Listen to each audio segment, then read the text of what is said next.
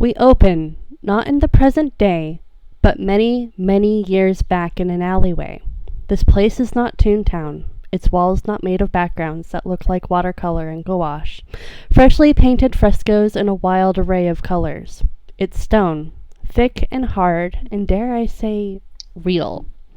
A small figure, much smaller than anyone has ever known him to be, stumbles away from the bustle of the crowd farther in the distance and into the mouth of the alleyway, clad in a soot-stained kimono that should have been just simple grays, but now looks black and filthy.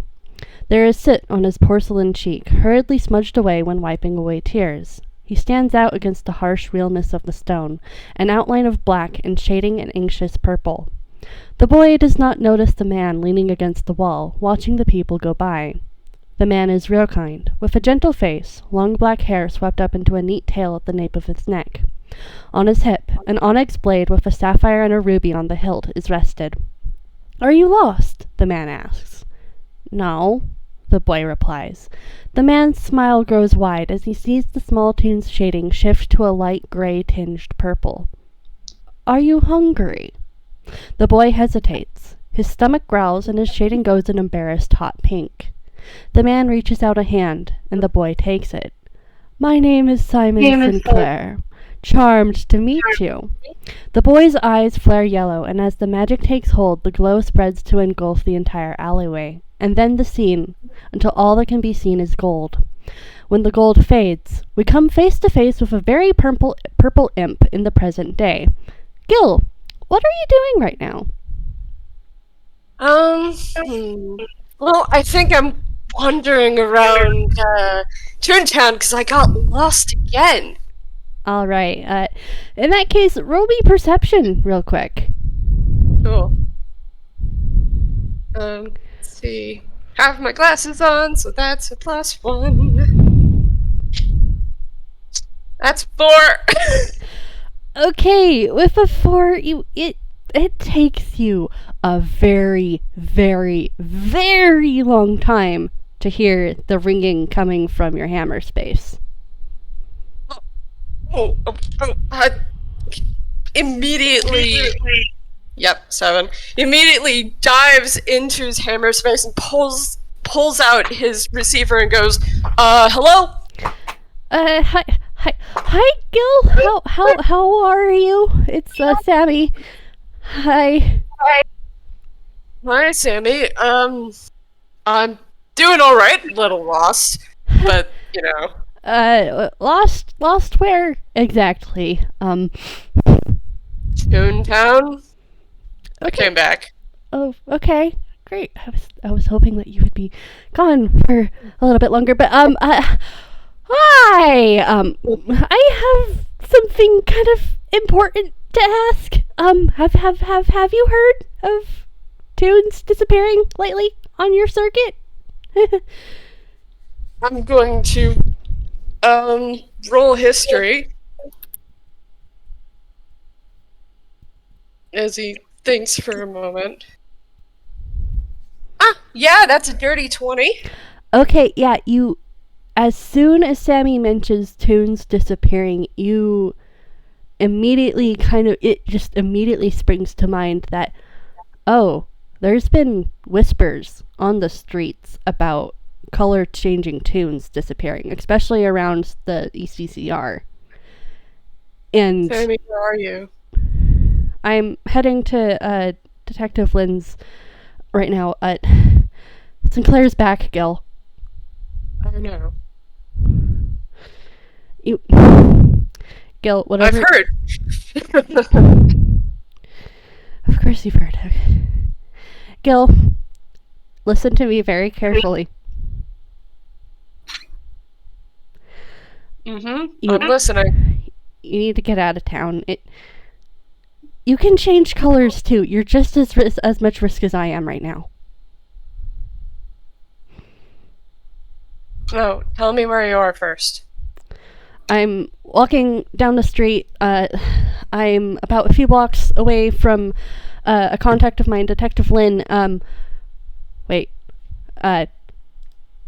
There is a yell that is heard, cutting Sammy off and it sounds incredibly young and distressed. Hey, Gille, I gotta go. I love you. Hey, let go of him, you bastards! Sammy! There is the sound of a scuffle and a kid crying. Men are cursing. Gille, you hear Sammy speaking again. Kid, I need you to listen to me. I need you to run, okay? I need you to run and find Detective Lynn Stagehand, alright? She's going to help you. You're gonna be okay. Go, I'll hold them off. Now is not the time for you. No! And then the line goes dead with a deafening click.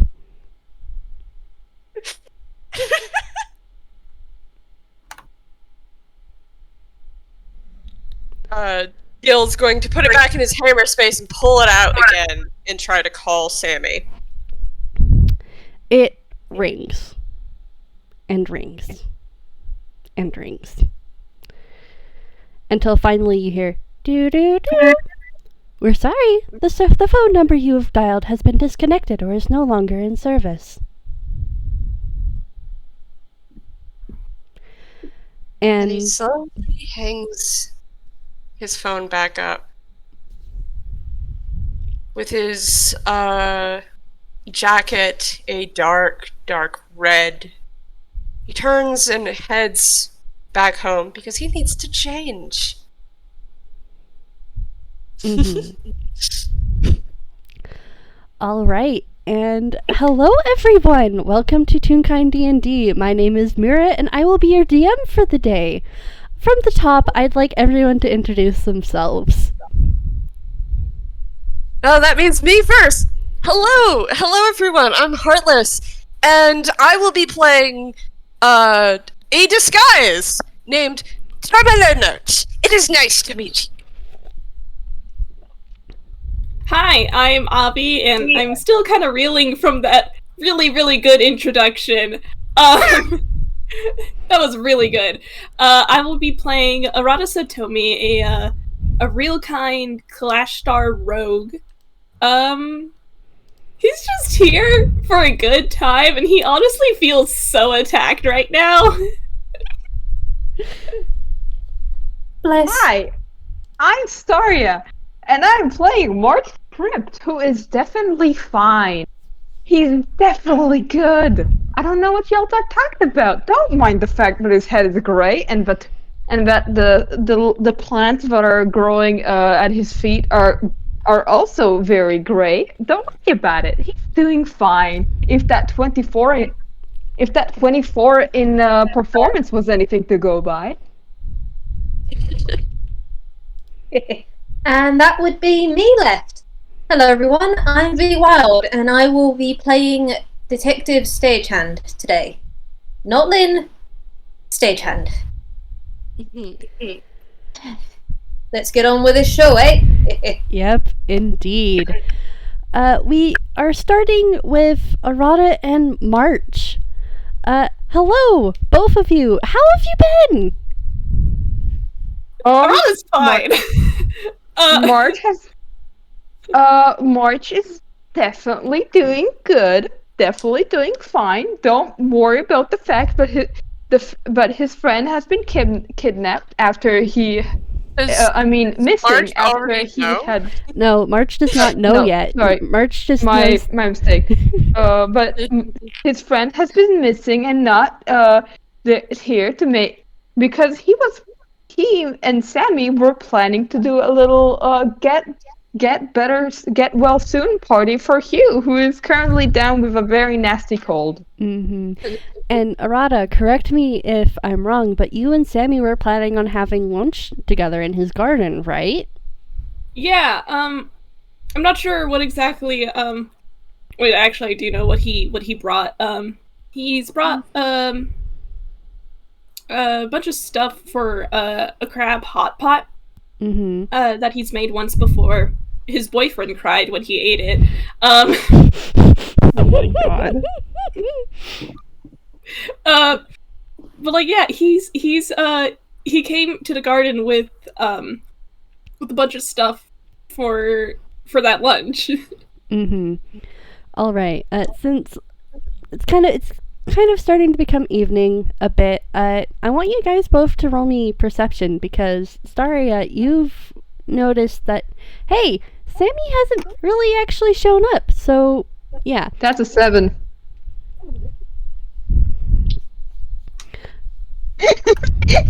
Okay. Sad puppy noises.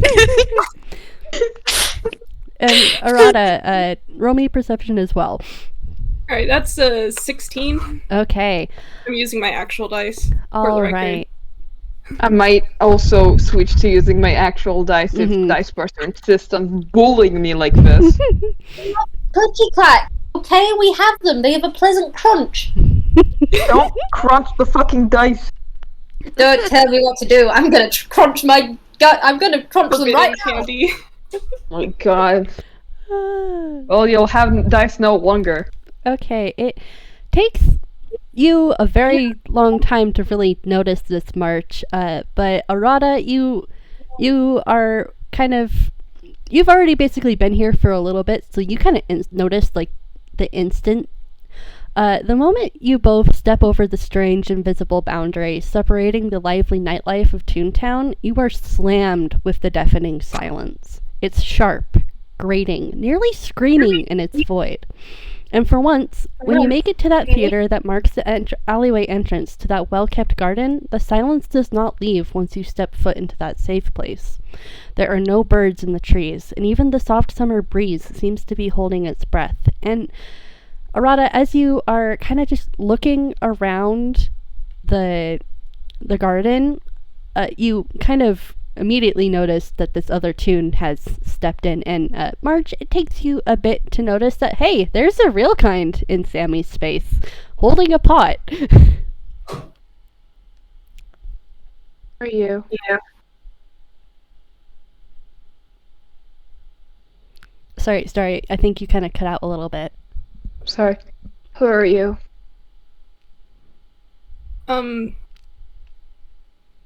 My name's Arata. I was supposed to meet Sammy here.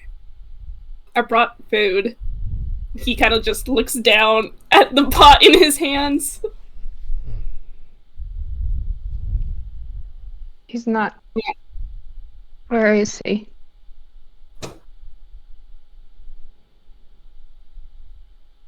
What do you mean he's not here? I don't.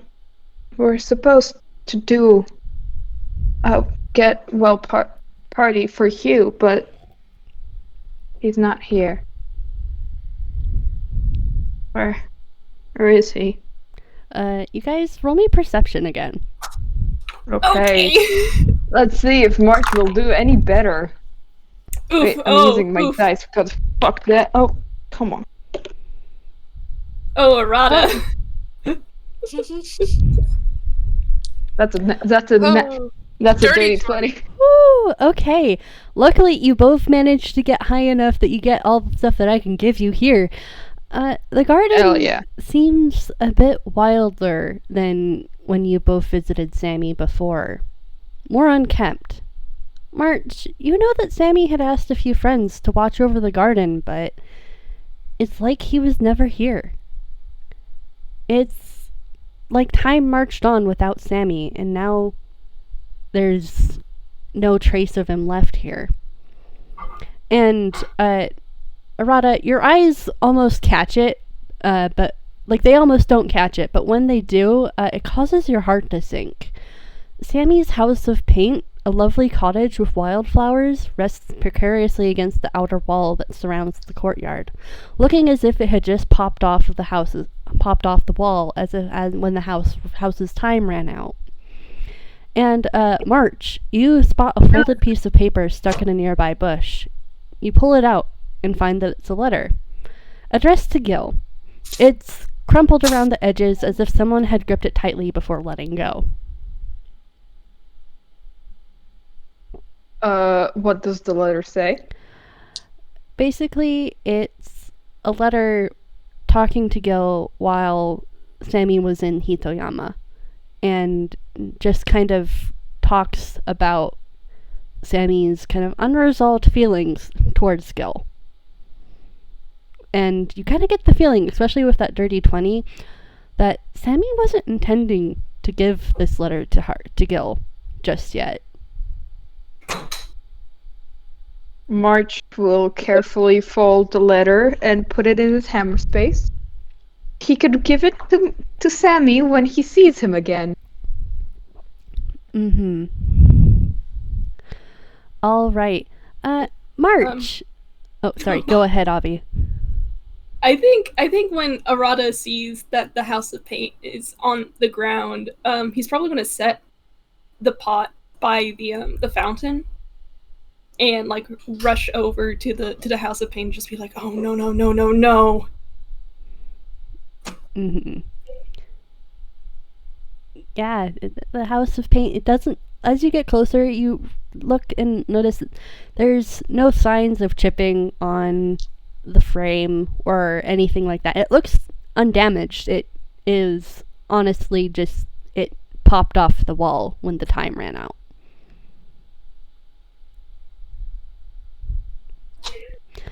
Arata's not okay. Sorry. March. Roll me intelligence real quick. Straight intelligence? Yep, just straight intelligence. Alright, that's a -1 then. That's an 8. Oh, poor March. Okay, well, good thing is the DC was 5. Oh my god.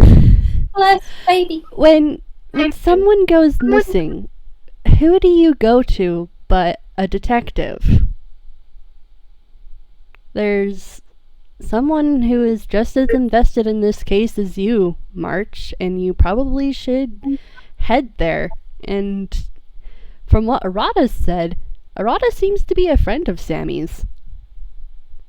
March will walk over to where Arata is and just sort of stand behind him and just go like, "We need to go see Lynn. She's a detective. She'll find him. Find him. Find him." Arata takes a deep breath, kind of rubs a hand against his face, and he's just like, "Detective, okay, yeah.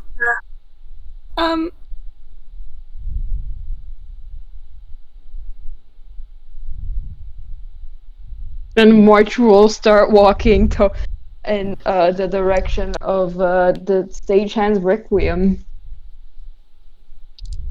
Real quick, is there a place other than the fountain where I could leave something as an offering?" Let me just really quickly roll the thing real quick. Yes, there is a small kind of shrine that's kind of nestled in the section of kind of like near the entrance to the actual theater itself.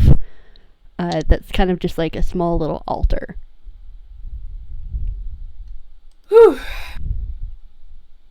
Okay, Arata's going to leave the crab hot pot by the shrine, and I don't think he lets it show, not even to himself, that he's kind of shaking. But he just kind of murmurs. What does he say? I had it in my head and I lost it. God damn it. He must have been annoyed. He says, "Please let Sammy be alright." And then he turns and follows after March. Alright, Oh we're boy. gonna cut to Tremelo. Tremelo, note, my dear. How are you doing after that phone call? So after going home to change and, get ready with all the bits and bobs, I went to go search up who Lynn is. So I could find this Lynn. Because that's where Sammy was headed. What should I roll for that? I would say an investigation roll since you're researching. Makes sense. Let's see, what is his investigation? Oh, that's a 14. Okay, Lynn, VWild, how much information do you think Tremelo would get from that, considering how high profile some of Lynn's cases have been in the past?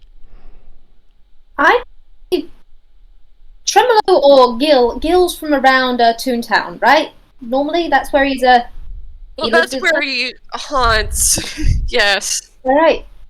From that, you would know that Detective Little Lynn Stagehand is a detective of lower mid Toontown, but she's also got links all over Inkwell. Something of you can vaguely understand something that is called the network, but without actually being a part of it, you don't really understand what that means. There's her base of operations, the Stagehand's Requiem, in that area of Toontown, and that she's basically solved everything from kidnappings to murders, from purse snatches to arson attempts. She's basically, if there's been a type of crime, she's probably been a part of it in solving it. And I think the last bit you get is one thing that everyone knows is you don't mess with Detective Stagehand. That she has got a reputation for protecting those under her care. And that she's got quite a backing to her. Like, Halloween Town backing, potentially. She's been seen there a few times recently. Ooh.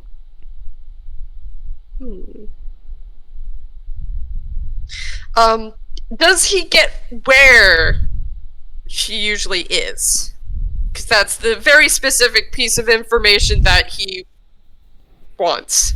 Yeah, he'd know, as I had said, that there's the Stagehand's Requiem, a detective agency, which is hers, has been around for, 8, 10, maybe even 12 years, that it's been a place. And he would know where in lower mid Toontown that was. It's almost as though when you're looking for it, you know where to find it. Alright, so, now he's gonna head there, because... I'm rolling survival, by the way. Yes, I was about to ask for you to roll a survival check just to see how long it would take him. I'm rolling with advantage because he's spent so much time in Toontown. Being silly. At least he has advantage. And it's a 10.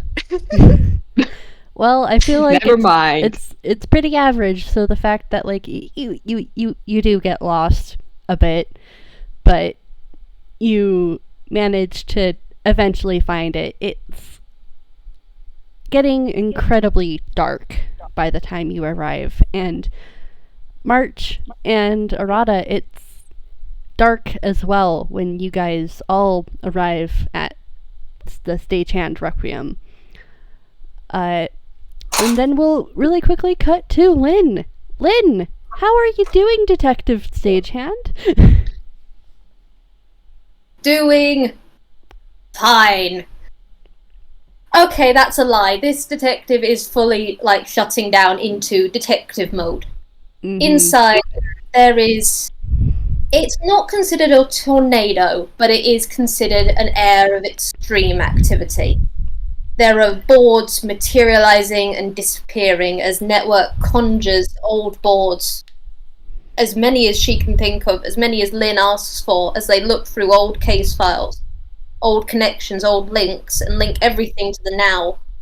The state of the ribbons of the connections, the walls are a darker grey yellow to normal, and there are new links being formed, not of rainbow string, but of almost a yarn that's connecting points and parts of the case as Lynn suits up.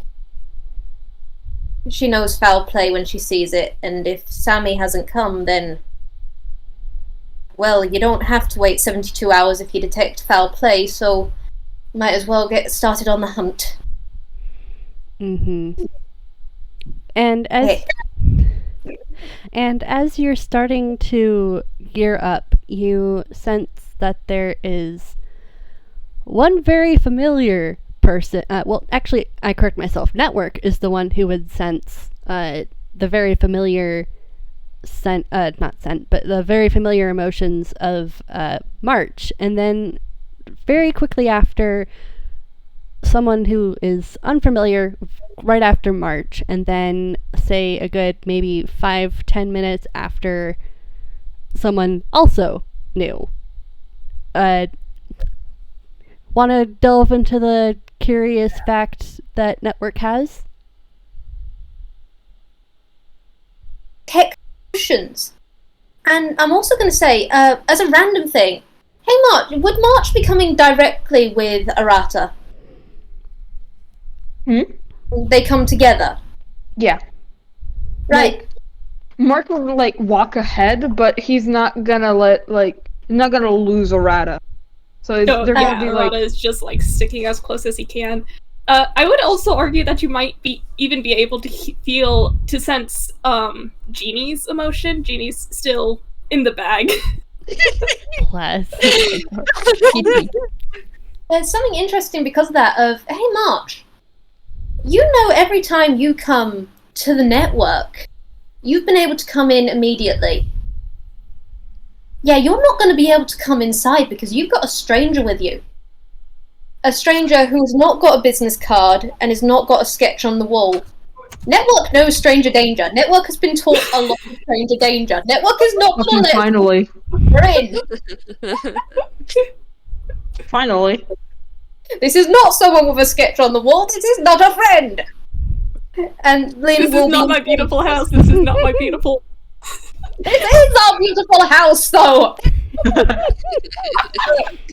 There is, as Lynn is shrugging on a different coat to normal, a coat that she doesn't particularly like, but hey, it gets the job done, and it's, well, defensive material. There is the hum from Network of Ringer, stranger, don't like, make go away, investigate, please. And then just go to, alright, okay, I'll check on it right now, alright? I've got everything we need.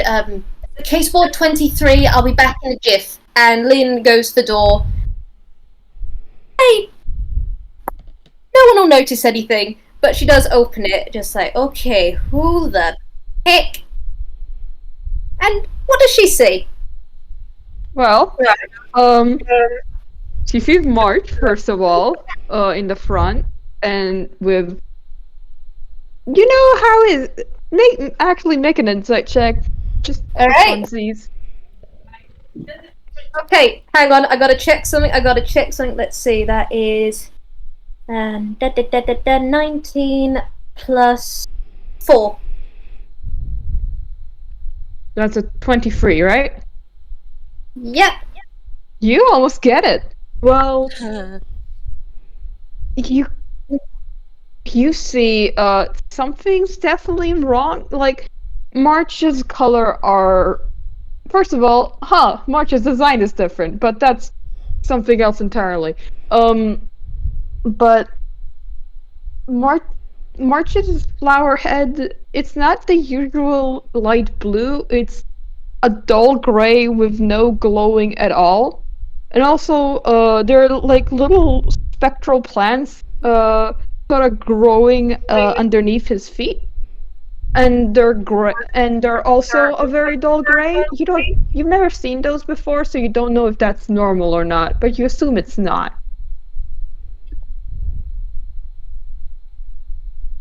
Holy heck, kiddo, you look as though you've been through the wars. Alright, and who is Mother Picker number? Okay, that's a real kind. Stop. Arata's hands immediately go up. Lynn, not now. He's Sammy's friend. Wait, Sammy's... Okay, and...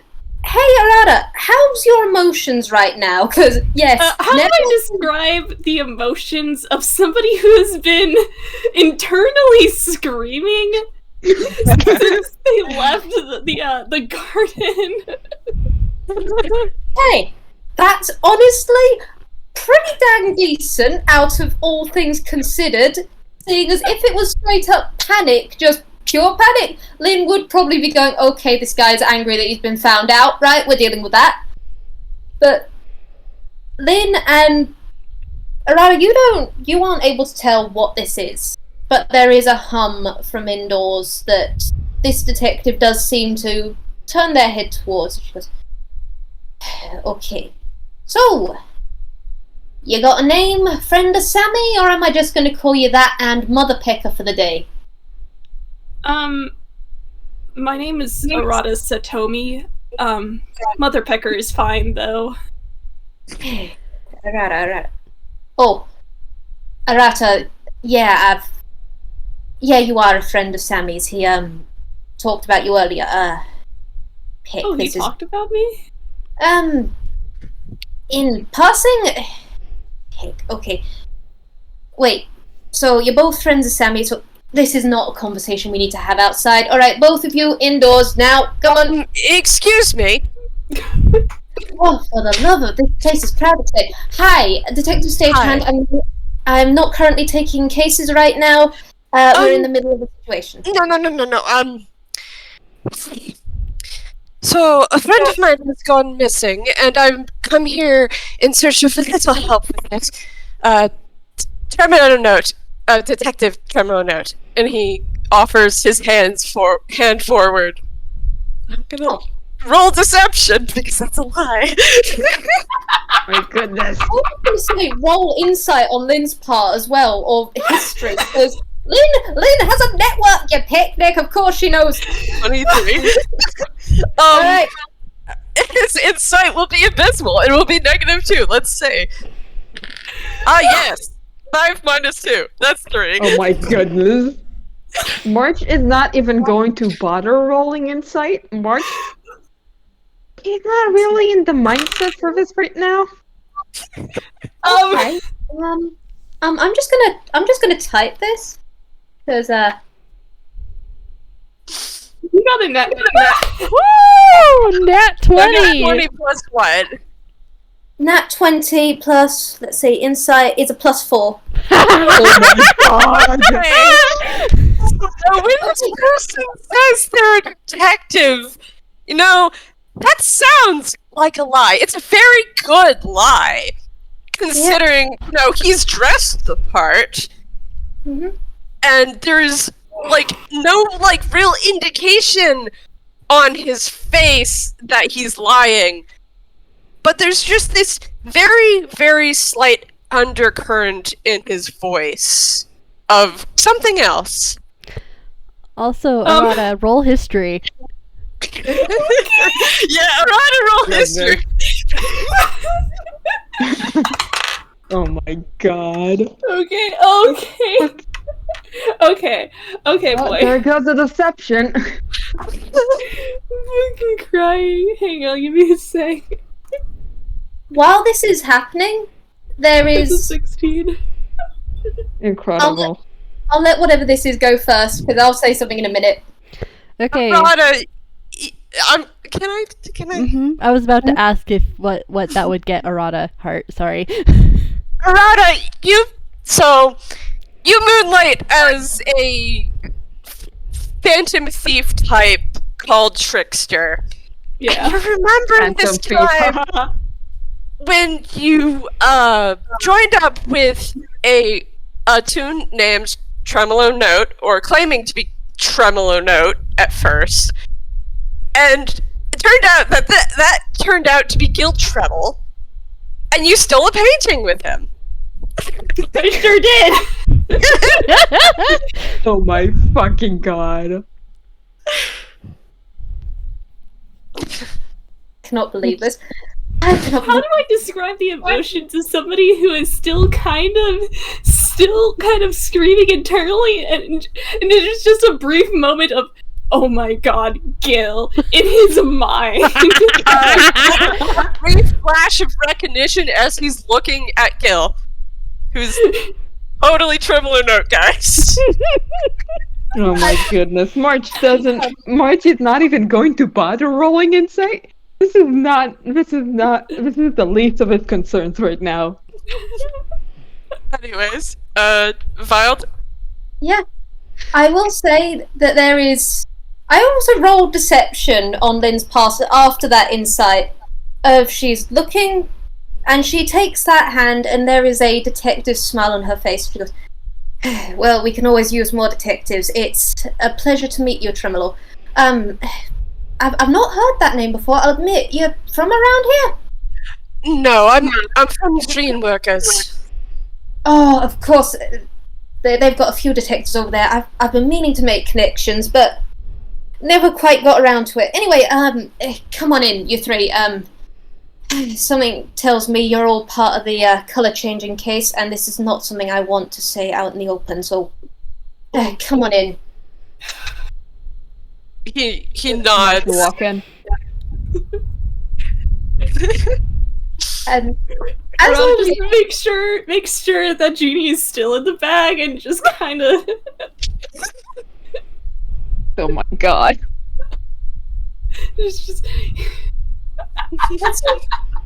I cannot believe there's a surprise member of the gang, it seems.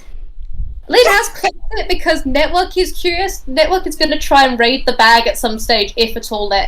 Because seriously, that is strange. That is strange. Want to see possible shiny? Oh my goodness. But as you all come in fact, do you guys want to roll me Arcana? Yes. Sure. Okay. What's your Arcana, boy? Okay. That's a 15. Ooh, 19 plus 2. That's 12. Nice. That is cool spread. Okay, Arata, you, as all three of you come in, I think your attention is mainly on the door and how it closes without anyone touching it at all. And there is almost a click and a soft shuttering noise, as though some sort of spells come into place, but you're not entirely sure what. Ominous. March, you've been here before. You know Network. Network's colder than usual. It's still alive, everything's still in order, but you can tell just by the air of this place that the magic is thicker in a sense, but also slightly distorted. As though the normal emotions of Network aren't quite right, as though there's a more serious air. And, Tremelo, because I'm going to use your name Tremelo, otherwise Lynn's going to slip up. God, this place is full of energy. This place is full of energy. Of a magic that this detective seems almost not to notice for how long she's been here. It's just an air to it. But you can tell directly that whatever this place is definitely focused on you three. As it's almost watching you and Arata specifically. And then you also notice, my god, that is a web in the middle of this place. The den is definitely a web of red threads and other boards. You can't see the boards, there's a fog-like appearance to them. As though they're not meant to be seen unless given access. But yeah, you're definitely aware of the situation. You're being watched. Tremelo's just going to smooth his hands down his dark orange trench coat, adjust his hat, and give a smile. Their guests play nice. Alright. Arata's just sitting here. March Okay. is not commenting on any of this. March is oddly silent. Don't worry about it. We're worrying about it, kid. We can read your pick and emotions. No, you can't. March rolled higher than a 22. Shit! Detect emotions means that Network can detect your emotions. Meaning that I should tell what Tremelo's feeling right now. There's an undercurrent of carefully held anger and a determination, a burning determination. Alright, fine. Then I'll also say what March is feeling right now. You're nothing. Okay, the kid's bottling. Deal with that afterwards. We'll get the therapist. That's all said in Lynn's head, because seriously, she is just looking at this situation going, plot, why? But Lynn comes into this place, comes all the way in, gestures you all in, and yeah, hey, March, your colour was different to normal. Lynn is a lighter yellow than her traditional gold, but yeah, that's probably fine. It might be the outfit. But Can I roll insight? sure. Can I roll it? Alright, let's see. That's a dirty 20. You've known Lynn a while now, and you also knew Lynn before she got better. You know she's slipping into a few old habits. Not enough to actually be dangerous. There's no smell of coffee here. But you do know that there's a distinction between Auntie Lynn and Detective Stagehand, and one of them is definitely in play, while the other is taking a back seat. I'm And thinking on what March would say in regards to this.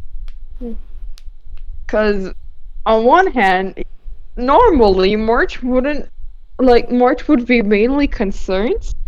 On the other hand, this is not normal March. So, he's just, if Lynn looks like his way, he'd catch him just sort of like staring at her directly at her eyes, just not saying anything, but just like sort of staring. It's a very disconcerting look because March is usually very full of life, and this is not how he's supposed to look like. Oh dear. So, I apologize for interrupting this back and forth.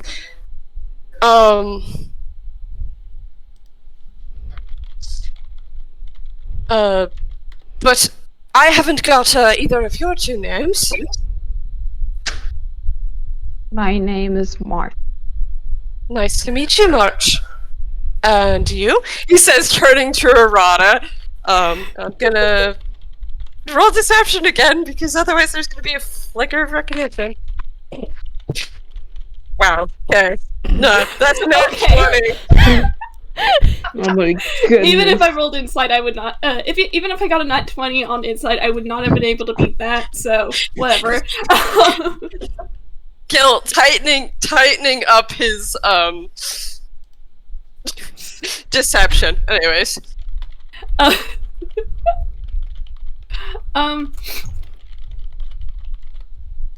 Arata just goes, my name's Arata. Nice to meet you, Arata.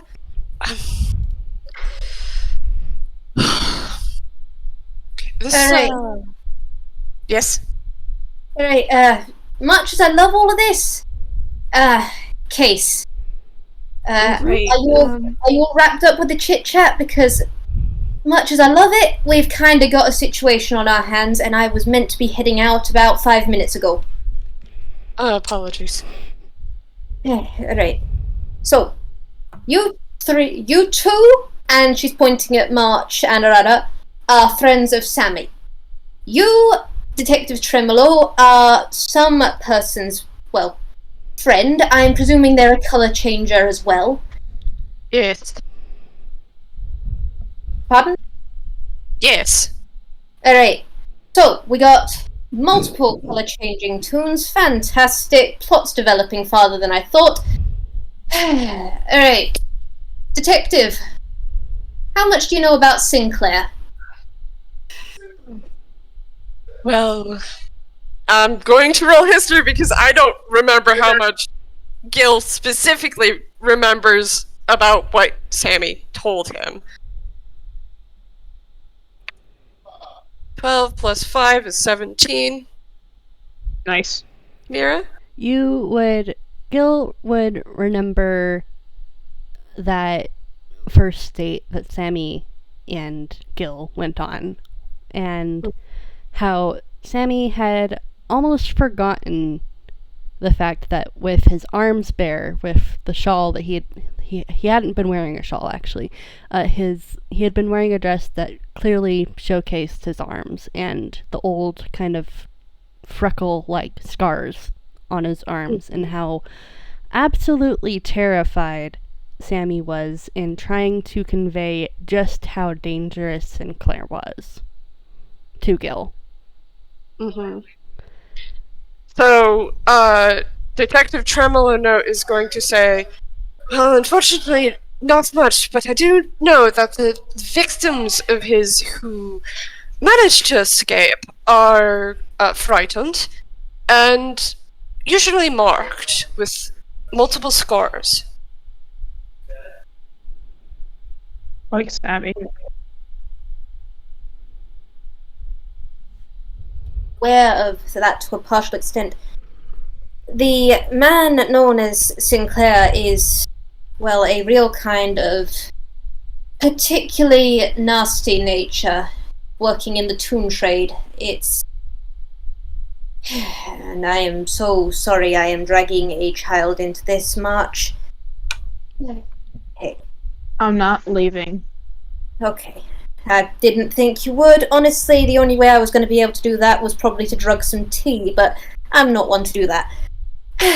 But point of the matter is Sinclair, a man from Sammy's past, is back. And unfortunately, he seems to have been grabbing colour-changing toons all over Inkwell. I've been working for the past week to gather a case, try and figure out where he's going, what he's doing, after a family came to me over their missing daughter and friend. Unfortunately, the son of that case has also gone missing now, and what I believe to be Sammy as well, seeing as he was meant to be here by nightfall. I was going to contact you, March, and try and track down you, Arata, seeing as you were both in the last phone call I received from him. He mentioned you both, as well as a Gille Trebble. Oh, my cousin. Your cousin? Yes, my cousin. Gille, he tends to go by Gille Trebble these days. Arata tries not to laugh. I'm gonna roll off Lynn's earlier deception if she's looking at you. And she's looking at you and she gives a nod as though, fair enough. Right. It explains the resemblance from what I've seen of the wanted posters. Alright. Yes. Yeah, we might need to figure out a way to get in contact with him. I know he's been not exactly up for much after that stunt a little while ago. Really trashed the place. It was all over the radio.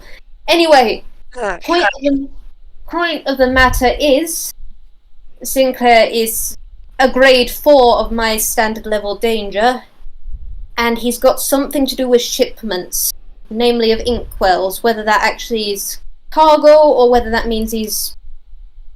heck, I'm actually going to say this in front of the kid. Whether he's draining the people before he's taking them off.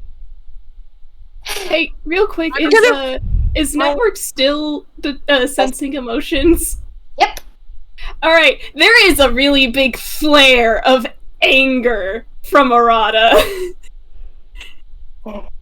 So this is my medicine check for Tremelo. Just thinking about how those scars are and what Sammy said about them and what that means. Yep, you realize immediately that those scars were from sampling his ink, Gille.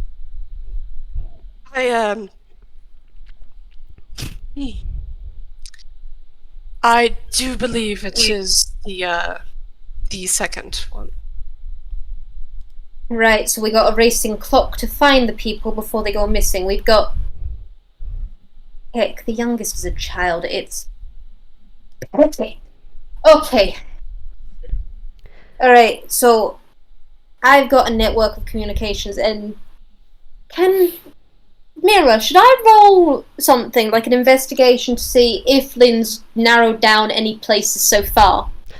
I am going to kind of I did give you information during Missing Sign where you don't have to roll history for this, but you distinctly remember that there is currently in police custody a real kind changeling woman named Red that is directly connected to the case. Oh, hair.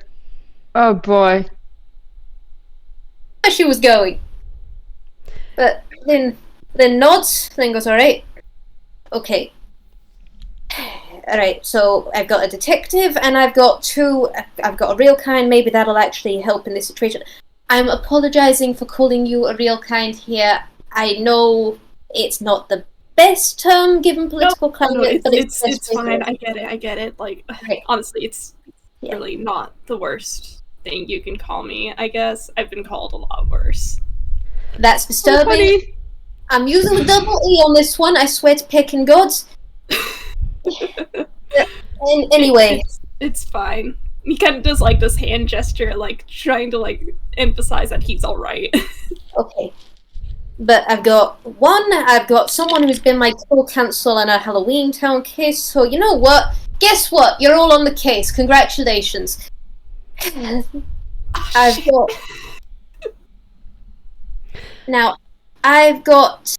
There's the detective, as a detective who's worked with the police, turns out having a relation to Detective Dulcis, it gets you some perks.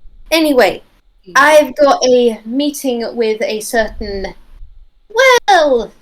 person by the name of Red that I think would get us some information.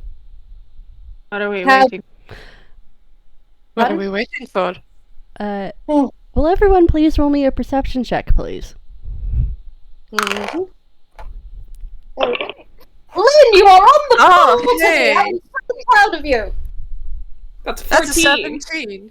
14. 13. All right. This makes exceeding sense considering what is going to happen. Everybody, you hear the door open because Lynn, you realize that Network has sent you an alert of a familiar someone who had visited you a week before and currently has the one of your contact cards. Business card. The business card. And as you turn around, you realize that it is young Tomi Sign stumbling in. His eyes are wide. Wait. There you are, you're picking... Okay. Hi? Are you okay? Holy peck, the network... Come here, and Lynn is just gonna... She had been standing in front of you all, so that the boards were behind her at her desk. She basically barrels through all three of you, just so that she can deal with the kid, okay? I was going to say that Tremelo was going to immediately walk and look out the door, kind of just gently shoving the kid behind him. There's no one behind him. It's just the kid. Okay. Alright. I'm glad you're alive, I'm glad you're okay. What the heck did you think you were doing running off? The kid's obviously shaking and freaked out as all peck, but... Oh, no, come on in. Come on in. Go. He kind of, frowns up at you, Lynn, and very quickly says, "You weren't doing anything! I had to find Darby!"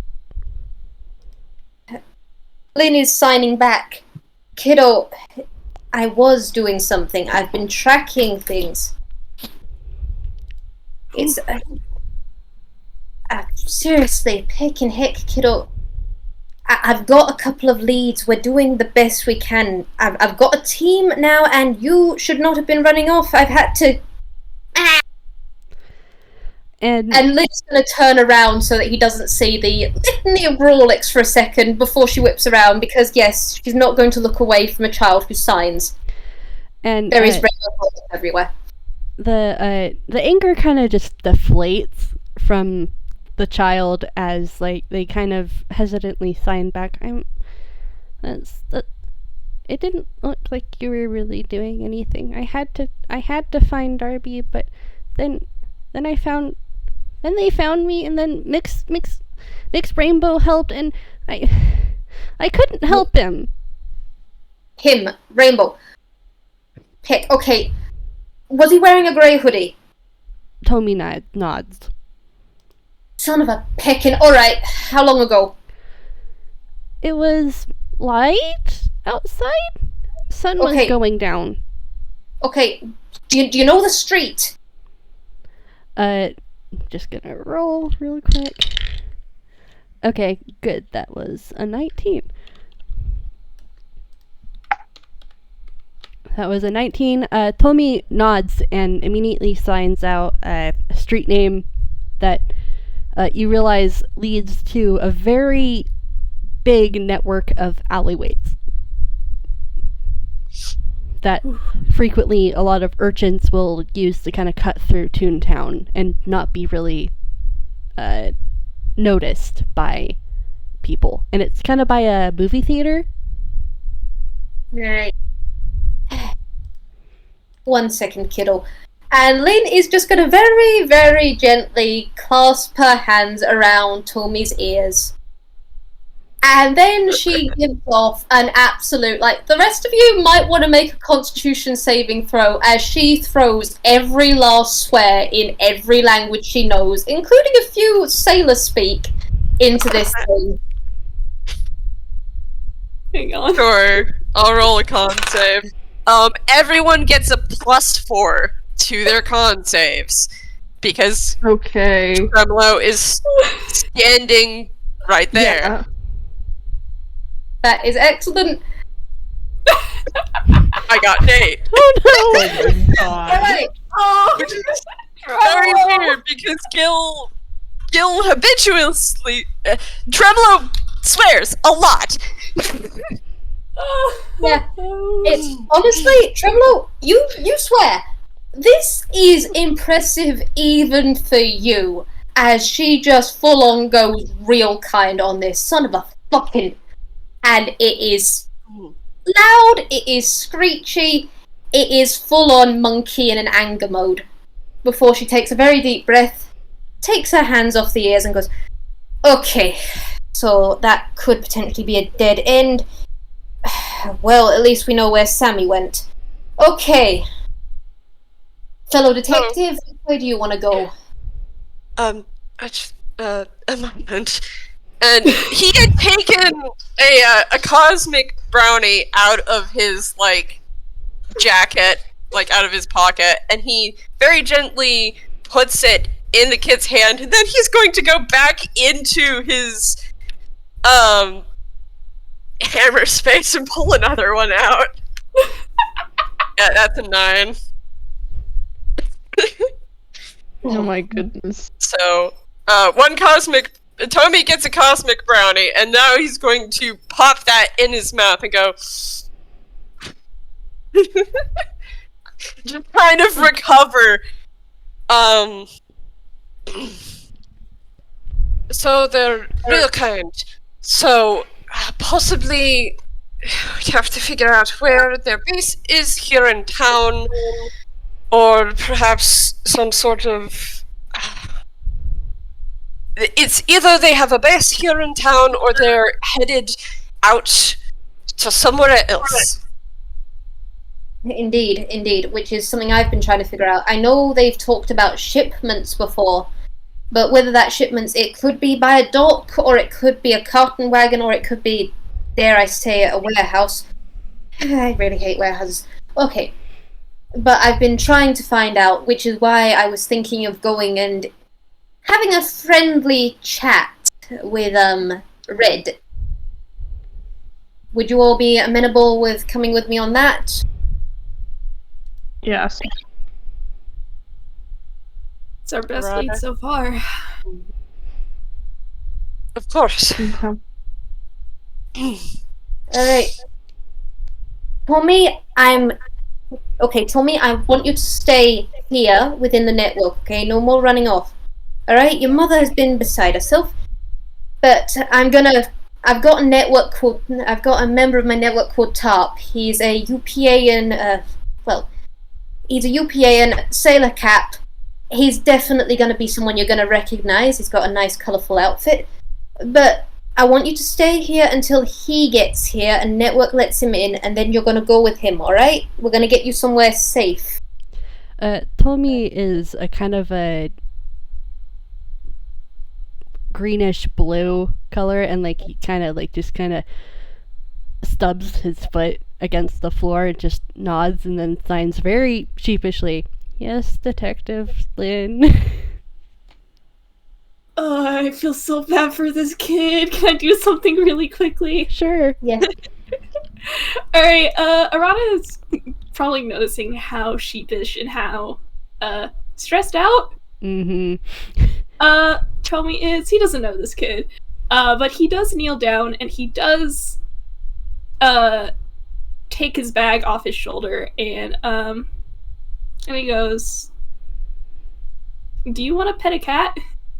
So Tremelo is going to back up a couple of steps and put himself with his back against the door. Oh my god. Very subtly. I'm so sorry, Tremelo.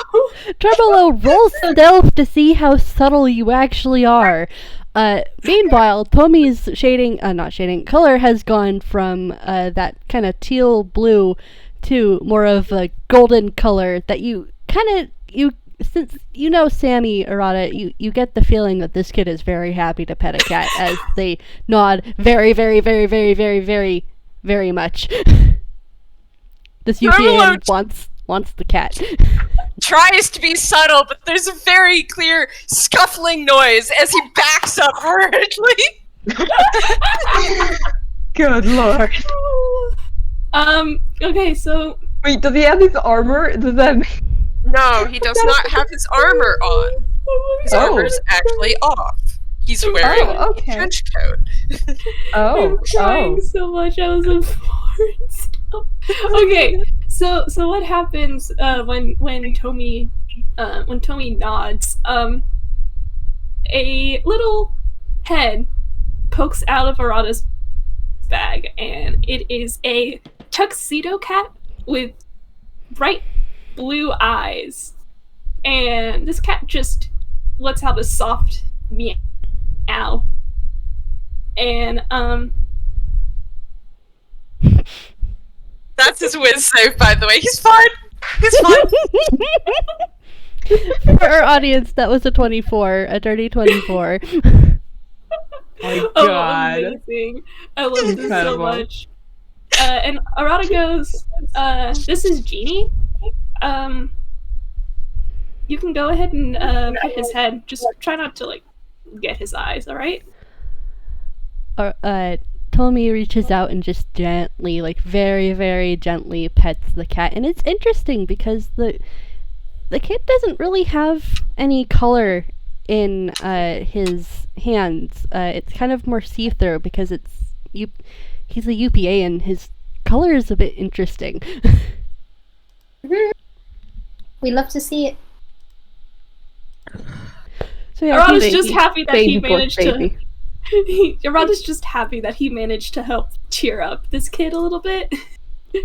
I hope the cosmic brownie in the kid's other hand actually gets eaten. Yeah, don't worry. As soon as everybody leaves, he's gonna sit down and munch on the brownie. I feel like he's petting the cat, and then he kind of has Petting the brownie. Has the brownie in his lap, and then he kind of pets the cat a few more, and then he kind of just signs a thank you to Arata and good kitty, and then he turns to you, Tremelo, and signs thank you, and then opens up the package of the brownie and just chomp. And March will sign to him, you will be okay. And the little Toon kind of looks up and is like, I'm sorry I couldn't help mix rainbow. You did the best you could, kiddo. Running is the best thing you can do in a situation. It's best we actually know about what's going on and that you're safe, right? That way we have an idea of what's going on. They said that they were going to be right behind me, but when I looked back, he wasn't there. It's sometimes like that, kiddo, but there's something I know about Sammy is he's a strong one. Wherever he is, he's gonna be okay, and we're gonna bring him back with your sister, alright? Okay, I won't run away this time, I promise. And he reaches out his pinky to you, Stagehand. Right. Oh, jeez. Lynn takes it with the utmost sincerity in hers, and she goes, "You stay here, you stay safe, I'm gonna bring them home, alright?"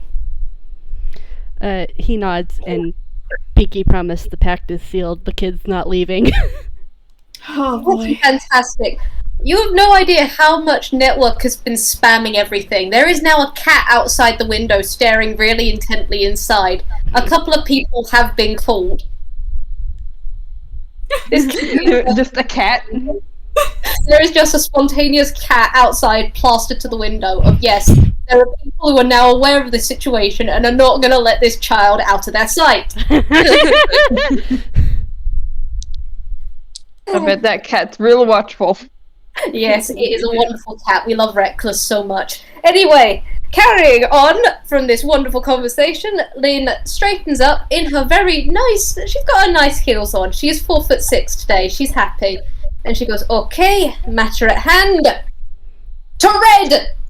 And she's just going to go out the door. And yes, as she does, you all notice she has a giant axe on her back. It is a wonder she hasn't bashed it into any of you as she's been scurrying around. Toon logic. It's a different hitbox. Trebble is used to it. Looks at Sandy. Oh my god. I'd love to see it. It's a different hitbox. Don't worry about it. It's on another layer. Arata makes sure that Genie's like back in the bag and just kind of puts the bag back over his shoulder and stands up. Tremelo just follows Lynn out the door after, kind of just stepping aside to let her go through. Time's a wasting, picnics! Let's go. Alright, March, Arata, you guys following? Yeah. Absolutely. March is probably keeping very much the same pace as Lynn, because fellow barbarian. Good Hey, human. who's the last person out the door? I would say it's Arata. Right, Arata, as you leave, the door shuts, and the symbol on the door of Lynn's hat, of this detective hat, glows. And yeah, as I said before, magic is definitely in play. Network's shutting up, it's a curtain call. Batten down the hatches. But that's all you get. Whew. Ominous. Anyway. Gotta love network. Yee. Network, my beloved. Alright, since, Lynn, you are, in front, correct? Yeah. And since you basically have connections with the police, you know where you're going. I'm not going to have you roll for survival or anything because you are leading the pack. Lynn's intimidating presence is making Toontown do what she wants. Yep. Oh my god.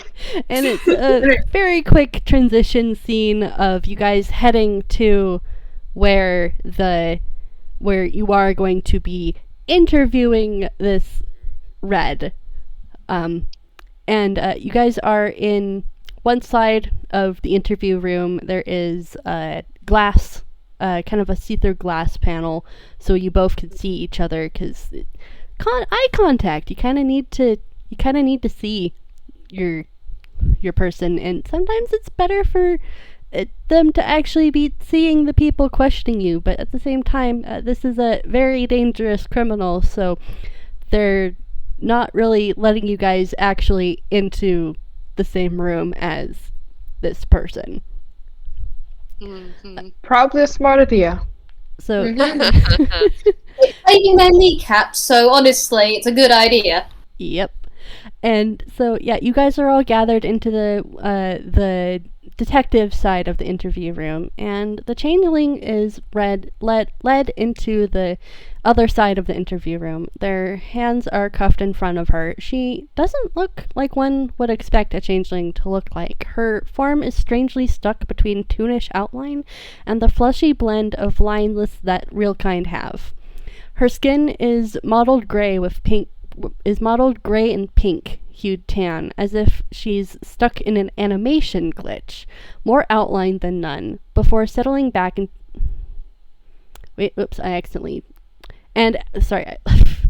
my eyes skipped a few lines. And as she's You can do this.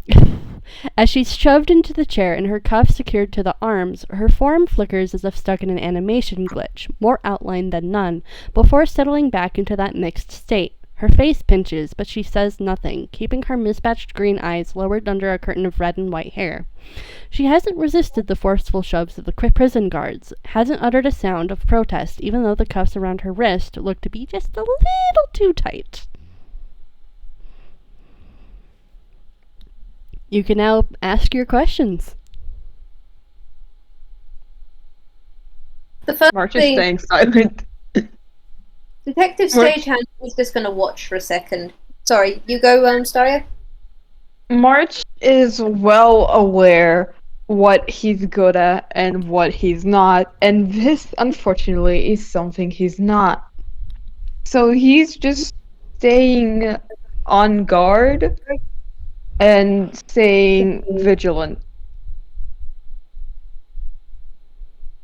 What's Arata doing? I think Arata has kind of positioned himself, because in my head, I think that it's like, in my head, I'm imagining it's like, Red on the other side, and then directly across from Red is Lynn. I'm kind of imagining that Arata is kind of positioning himself behind and a little off to the side from Lynn, because he's also a real kind. Mm-hmm. He's kind of just Mhm. watching this person.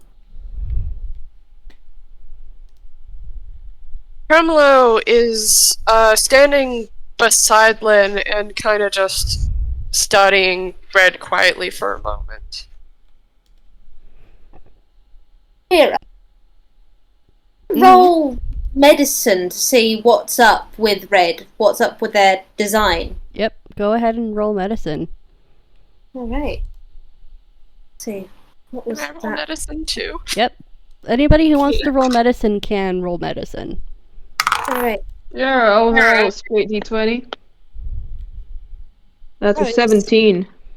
Yep. Medicine is wisdom, so that's okay. Got 13. That's a 16. Oh hey, handshake Lynn and March here. Somehow March rolled the base highest with his only D20. All right. So I'm gonna start with what you pick up first, Heart. Tremelo, you're not entirely sure, but you've heard cases where real kind have done things to themselves to the fact that they start to get more toonish features through whatever the hell they've schemed and done to hurt toons themselves. So they get a little bit of come upon themselves, and that's what you think is what's going on here. For everyone else, you realize that sometimes when real kind ingest toon, this is going to be really dark here, I but fucking knew it. I I'm fucking waiting knew it. for it. I'm waiting for Well, it. what you eat? Is this From the protecting fucking well what you first eat? fucking episode of fucking Barks and File. I fucking knew it. I didn't want to say it if you're gonna I don't know if they're gonna go that dark, but I guess you did. Go for it. Go for it. when yes, it is a case of you are what you eat, especially if you have ingested enough. And Lynn, Well, I especially, already know what this is. Lynn, especially, you remember that there is the squig case. You immediately there's like a flash of inspiration as you connect the dots between what squig was and why St. Clair was involved. Because certain emotions, certain colors in emotion changing color tunes, especially if their ink changes as well, can be highly emotionally charged. And what better use than a drug that makes people extremely happy for the ink of extremely happy tunes? Or those who are currently feeling that. I fucking called that. Ah. And I'm casually loses my shit. Same. I was like, I couldn't, like, as soon as it was actually, as you say, it was actually that, I immediately connected the fucking dots. I was like, oh, so it was why. So that was, I now know everything. Okay. Lynn's had her thoughts on this, of when she started putting dots together of why these people were being taken. She had an idea of this. Having it actually come face to face is definitely a thing. Her expression is shadowed by her hat. There she goes, okay. Hey there, Red. Can I call you Red? The changeling kind of shrugs, and she's just like, you can call me whatever the heck you want. I could call you Pick, but I don't think that'd be good for the audio transcript. But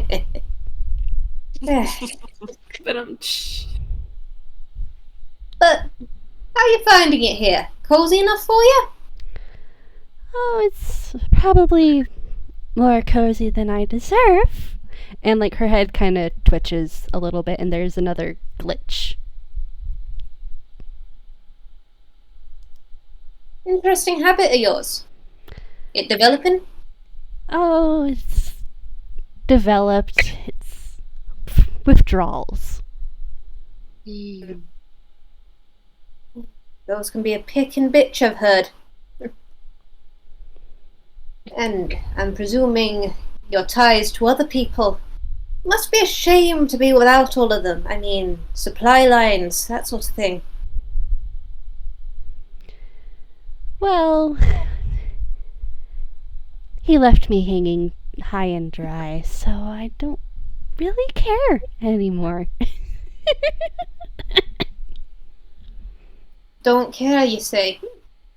And you know what? It must burn that someone like that would just leave you after everything you do for them. Well, I've had time to reflect a little. Oh? And what has that reflection turned up, besides a strange mirror? Oh, well, you know, just how much of an idiot you can be when you're desperate.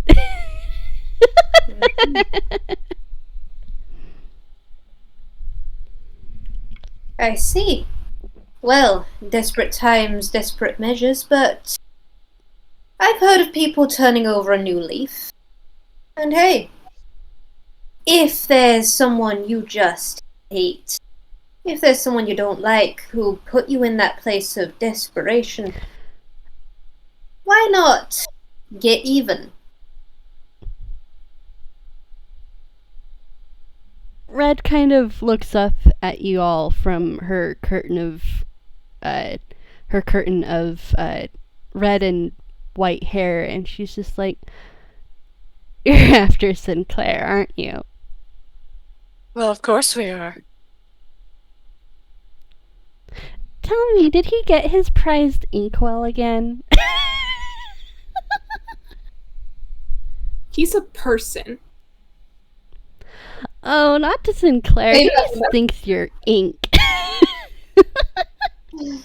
Tell me, what would he think of you now? In your half-state? Oh, he'd hate it. I can't do my job like this. Everyone knows. And would he hate you enough to, wipe the slate clean if he could? Oh, definitely. It's not why I'm, like, really closed-lipped or anything. My life's already over, so why the hell should I consider even extending his? I fucked up already, so why not just tip it over into his court? So tell us, where would he run? Oh, well, you gotta tell me when he got that inkwell again. That'll narrow things down a little.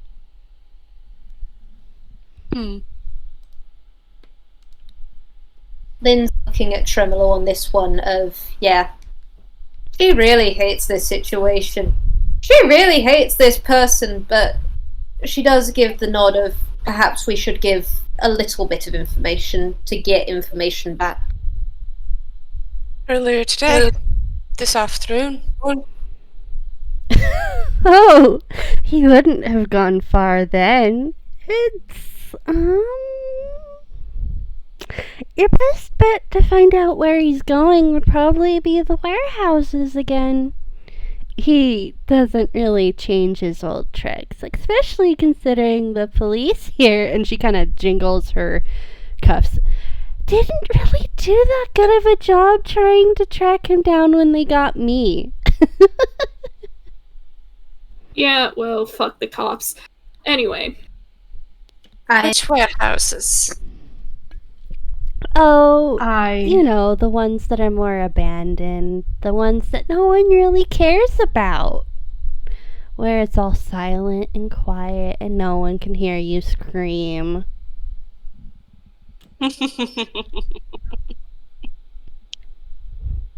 He glances towards everyone else. Lynn is, or Detective Stagehand, this is definitely not Lynn, this is Detective Stagehand, is ramrod straight at all of this. And she goes, the warehouses, I presume, are also where the shipments are going from, Oh, usually, but considering the fact that if he's got that special inkwell, he's probably gonna go to Faruma next. So, which warehouses? Well, let me think. And she kind of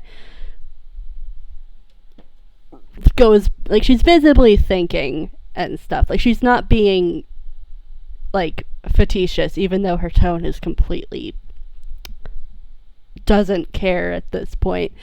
And she gives you the address of a certain warehouse, and she kind of leans back in her chair as much as she is able to shift in being changed to this chair, and she's like, well, you're gonna have to be careful, cause, like, Sinclair's always carrying that stupid cube with him.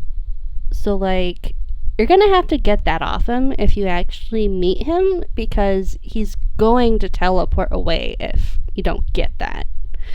And Right. if you actually manage to How find... sturdy is it? I don't know. It's just an enchanted box. So, I was so just a solid arrow could knock it. Yeah, maybe. Probably. It's just a stupid box with runes, and I'm not really into the magic, you know? I just punch things when necessary. So that's not really my forte. And also, you're gonna want to go left instead of right, because the information you're looking for at the warehouse, it's like the office is to the left instead of the right. So what is to the right? You know. No, we don't. things. It's a warehouse. What are you wanting to just... You're gonna want to find the information on where he's gonna be shipping and stuff, so go left. It's not my fault if you find other shit. Roll insight on this to see if this woman is actually hiding anything on this. Go ahead, roll insight. Right. I'm also rolling insight. Oh, me too. I'll roll insight, but we all know how well that's gonna Oh go. my god, that's an 8. Marge, please. Oh, Jesus fuck. Christ, Okay. Bad. Oh, okay. At least we Nice. have 1 brain cell.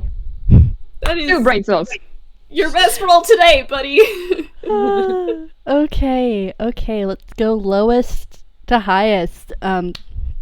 So March with that 11, the way she's speaking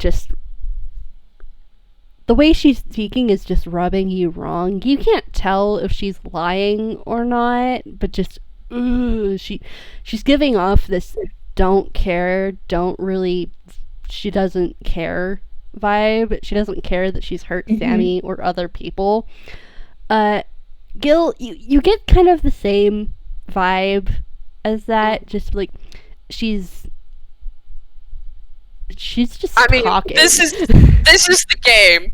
He knows this is the game. Yep.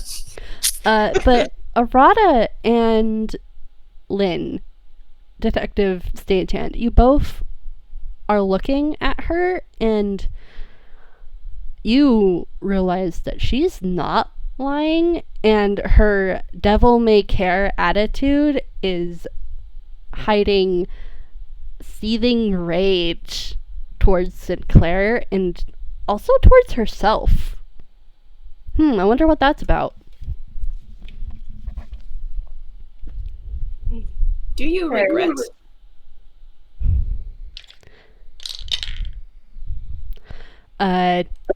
Okay, let me just really quickly look at her stats.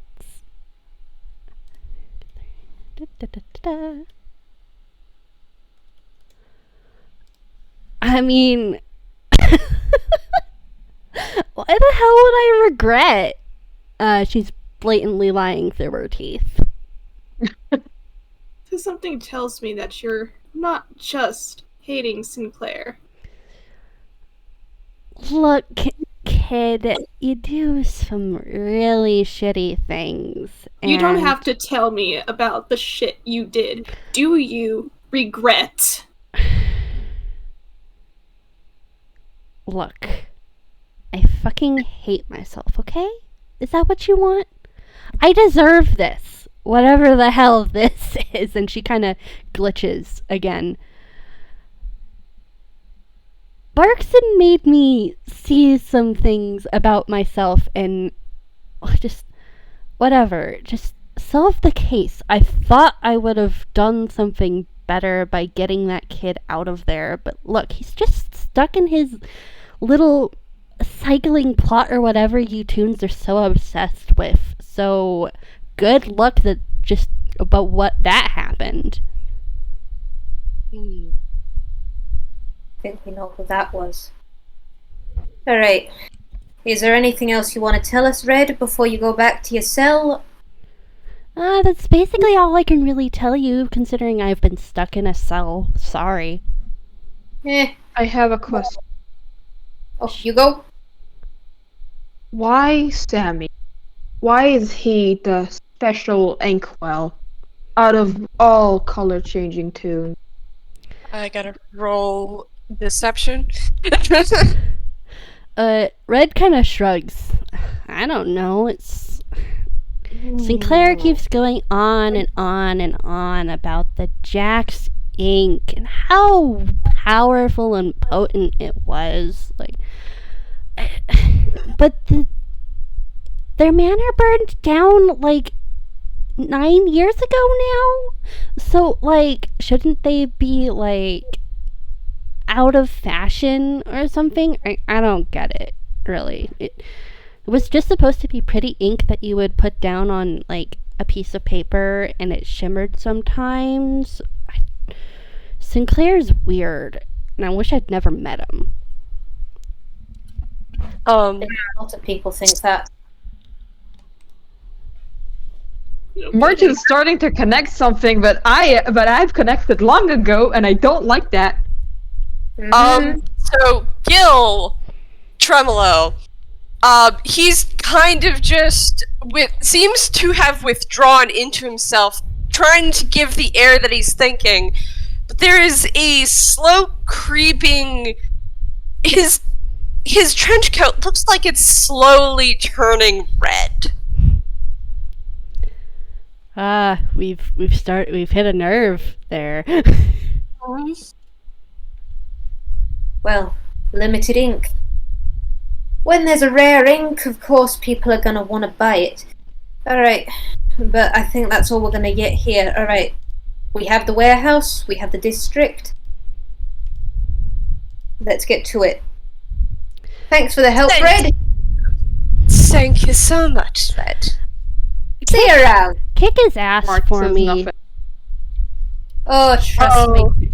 Only We're if gonna you be honest with yourself. Sorry, could you March repeat says that? nothing.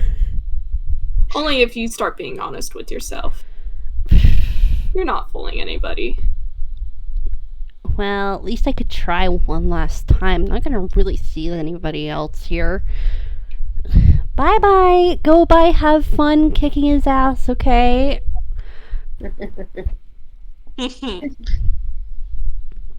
Would anyone like to roll insight on Lynn as we're all leaving? Because the second No, we're I out of- sure do want to.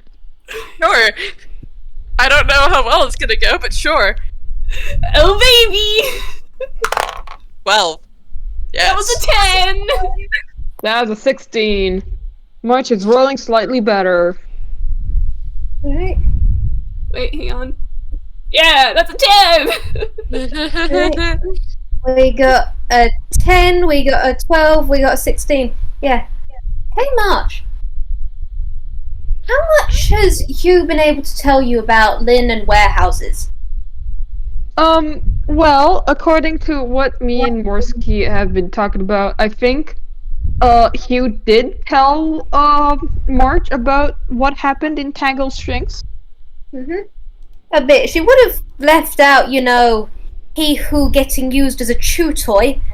But, yeah. Oh, you didn't mention it. Oh, wait, what? Oh, okay. Oh no! Then, March doesn't know about the warehouse. Hello! Holy shit, I have rolled. Okay. Lynn. I'm just gonna actually type it in here. Lynn has rolled her lowest deception ever. Oh my god. Wow. This means that even Tremelo knows what's going on. And Arata. Wait, no, Arata. And No. Arata. Wait, no, Arata, nope. Arata got a 10. Right. Arata literally cannot perceive Lynn. No, that's valid because Arata wants to scream right now. Like, the entire time he was in the interrogation room, his expression had been like a cold neutral, and he's just, oh boy.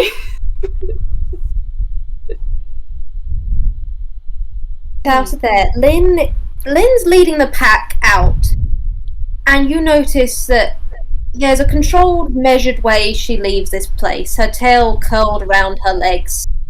The pinnacle of professionalism. The moment that door shuts, she's shaking. She is actually shaking, getting to the nearest wall and pressing her back to it and trying to go for something in her pocket, but she is shaking. And in the end, she ditches that and just clutches her brooch, which is pinned underneath her coat. And she's just dead silent. March will go and sort of like also lean, but like he put himself in a way that he's like around her height now, so it's like sort of crouched down, not just near her. He's not saying anything yet, but he's just there, as like if she wants comfort. They always choose protection warehouses. Why couldn't it be a yacht? Yacht's a son of a. I mean, I imagine he has a yacht, but there's a problem with having a yacht here in Toontown, as the only source of water is the river. Oh, I forgot your deception was this good, Arata. I forgot your deception was that good. Oh boy. Arata's fine. Arata's fine. Is Arata not, like, talking right now? Arata's not talking, no. So, Tremelo note, for no other reason than to be a little shit, is going to go over and, like, gently jab his very pointy elbow in Arata's side. You said some things in there, Arata.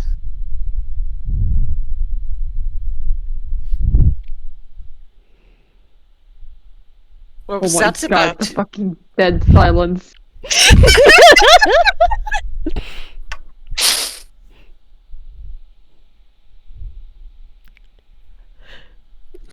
Avi, you there?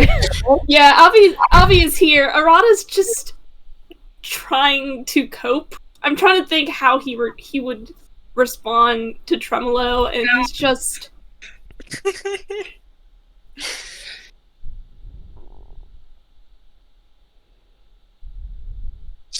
I think this is probably the point where he finally just is open with like the kind of emotions he's been kind of holding back in the interrogation room. He doesn't like being in a prison area for obvious reasons. So like, at this point, like, when Tremelo like jabs at Arata, he lets out a breath, takes off his glasses and rubs at his eyes for a moment. And then he steps away and closer to the wall and just... Hang on. Yeah, that's what I thought, you fucking twink. He got a 9 on the strength check. He kind of just punches the wall, and then you just see him just go, fuck! And just shake his hand out. Tremelo just... Come here. Did you break your knuckle? He just kind of walks forward and grabs Arata's hand. Fine. And there's a, as, like, an orange light just kind of flicks over Arata's hand. If you had a point of damage, it's gone now. Yeah, Arata's not doing great. Hey, quick question. Mart saw, back then in Trebble in the Wings, Mart saw, Gille's, magic shit. Can I roll Only something? perception. Okay. Also, roll perception for an entirely different reason. Like, is this magic blatant? Alright, that was... Well, it's not as blatant as some other things he does, but if you roll a good enough perception, you could probably see something. That's a 16. I'll have to file roll before I say anything. Wait, I'm just gonna... Do your roll, VWild. Oh wow. Okay, so March, you just see an orange glow to it, but Lynn, you look up at the laughter, and there's like tiny pumpkins rising from Arata's hand for a moment, where Tremelo had grabbed it. Hey, it's because you guys were higher than her before with actually being able to perceive her. You see Lynn calm down immediately. Because orange magic? Pumpkin orange magic. That's similar to hers. That's similar to Halloween Town. And she immediately calms because she's remembered that. And you see her take the deep breath. And she's no longer thinking of shady deals and warehouses and a burning scar, which, yes, her arm is shaking for a very, very important reason on that front. Mm-hmm. But she comes back to herself, and she goes, alright.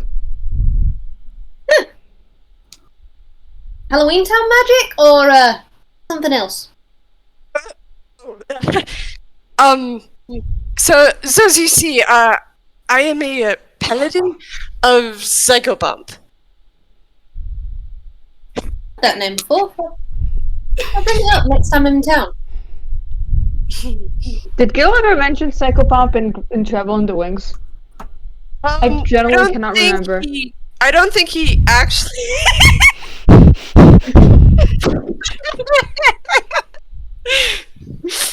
I don't think Gille actually mentioned Psychopomp out loud in Trouble in the Wings.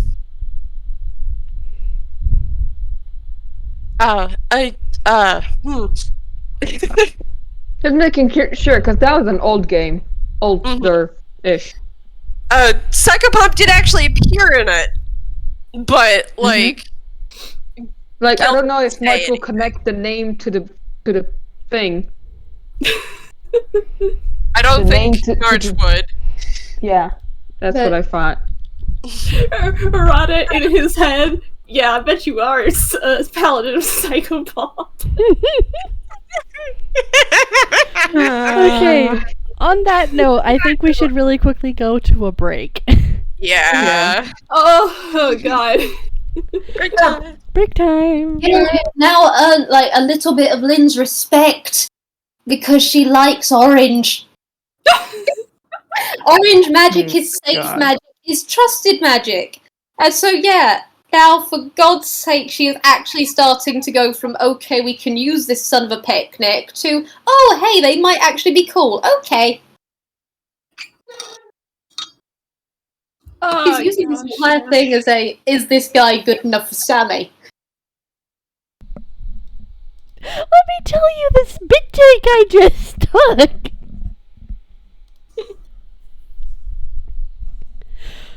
Alright, anyways, break time! Alright, 10 minutes? Yeah, 10 break time!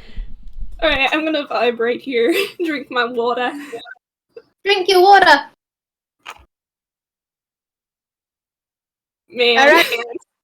I'm coming into the gallery! I'm coming into the gallery! What do we see? I'm looking in the gallery. Hi, you guys have been very talkative. I cannot express how much the all of a sudden talk about warehouses, how much Lynn was internally freaking the peck out.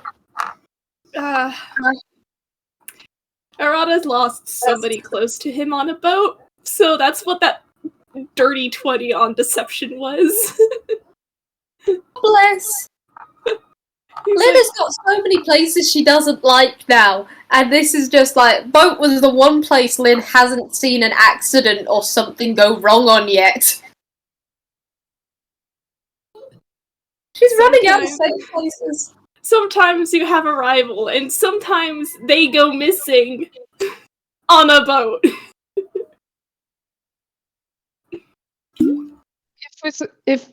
If this was any other situation, March would casually mention the time he got accidentally kidnapped on board onto a boat, but this is not the time.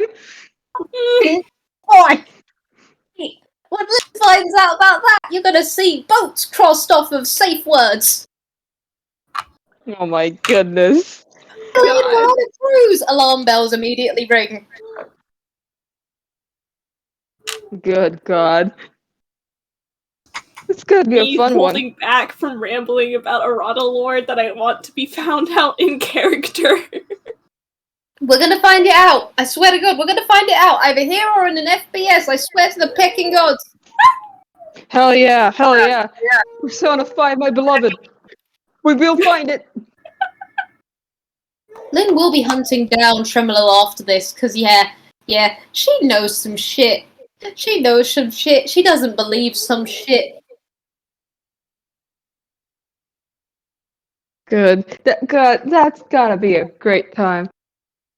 March is very much not in the right mindset at this point. It's sort of half dissociation, but he's also very much aware of everything that's happening and on Baby's probably awake. 3 different stages of repression at this point. Oh yeah.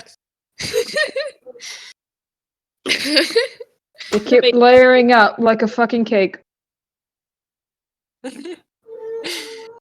Yeah, I'm gonna switch over to push to talk because the baby's awake and making noise.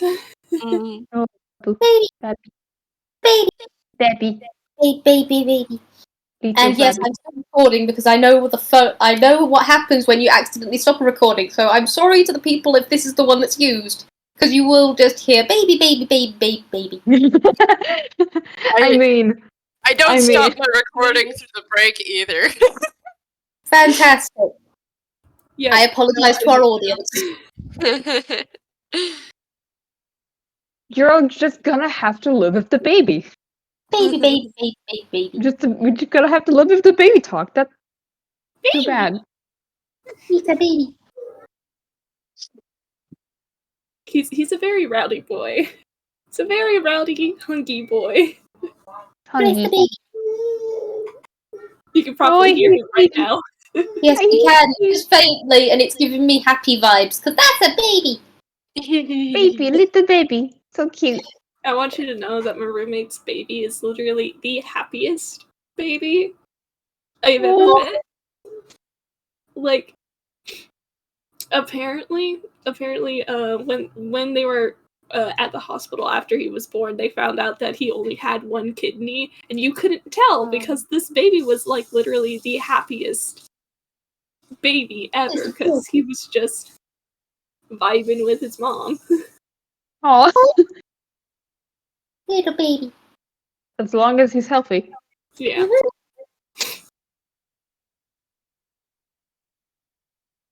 Feed the kibby. Actually, Man, what? if Lynn hadn't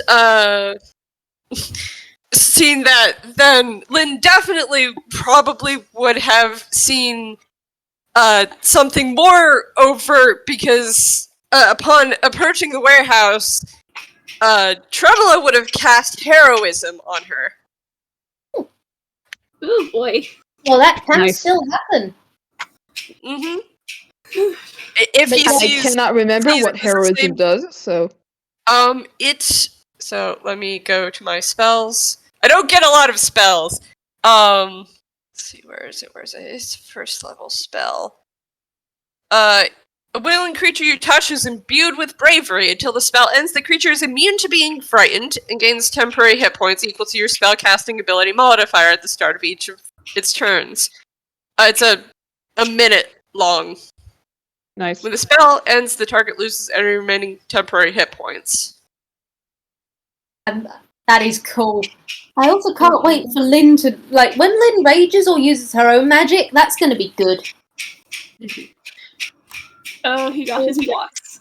Can't wait for when March rages, I'll tell you that much, cause ha.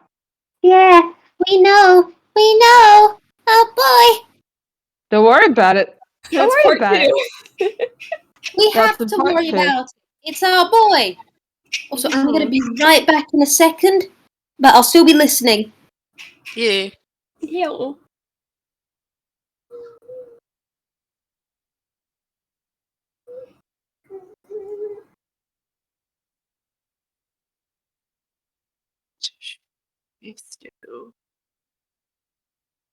Yeah, do a munch. Do a crunch. I actually should eat my snack. I have snack. It's Raisin Bran. It's good. Snack. Snack, snack.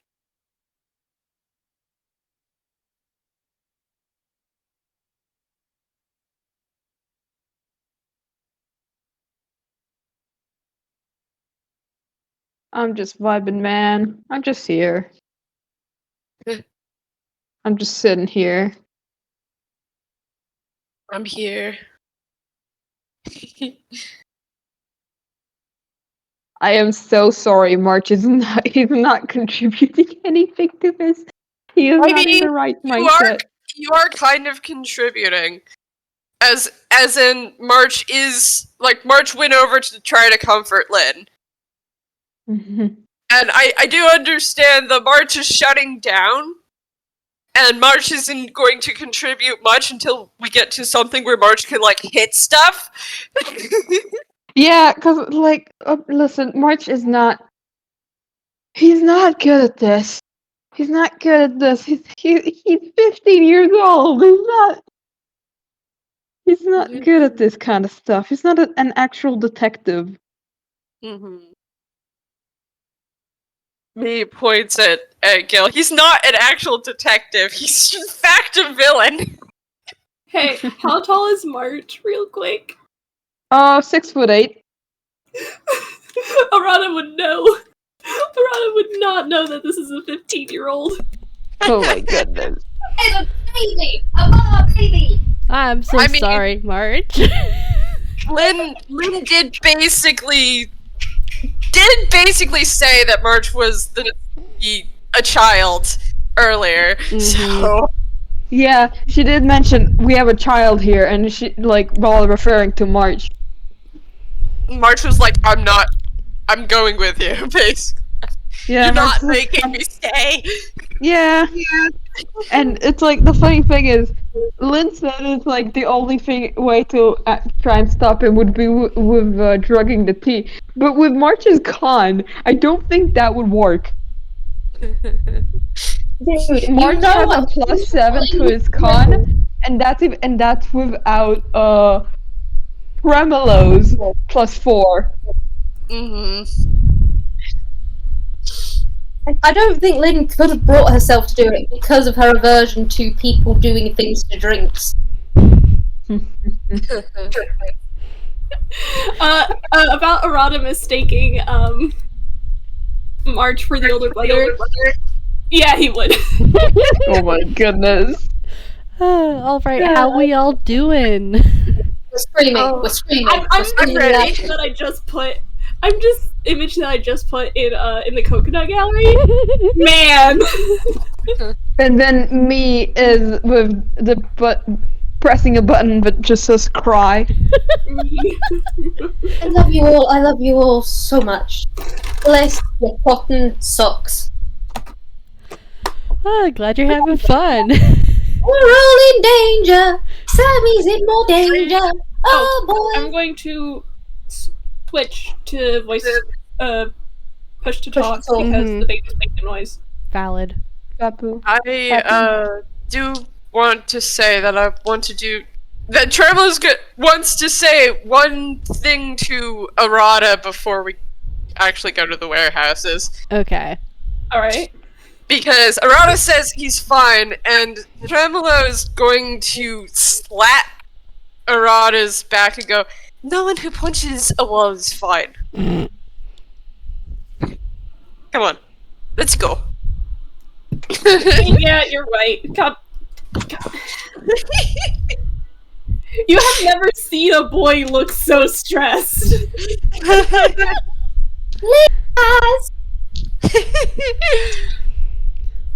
He is trying so hard. Also, Arata's not used to people caring about how he's feeling. He's used to caring about other people.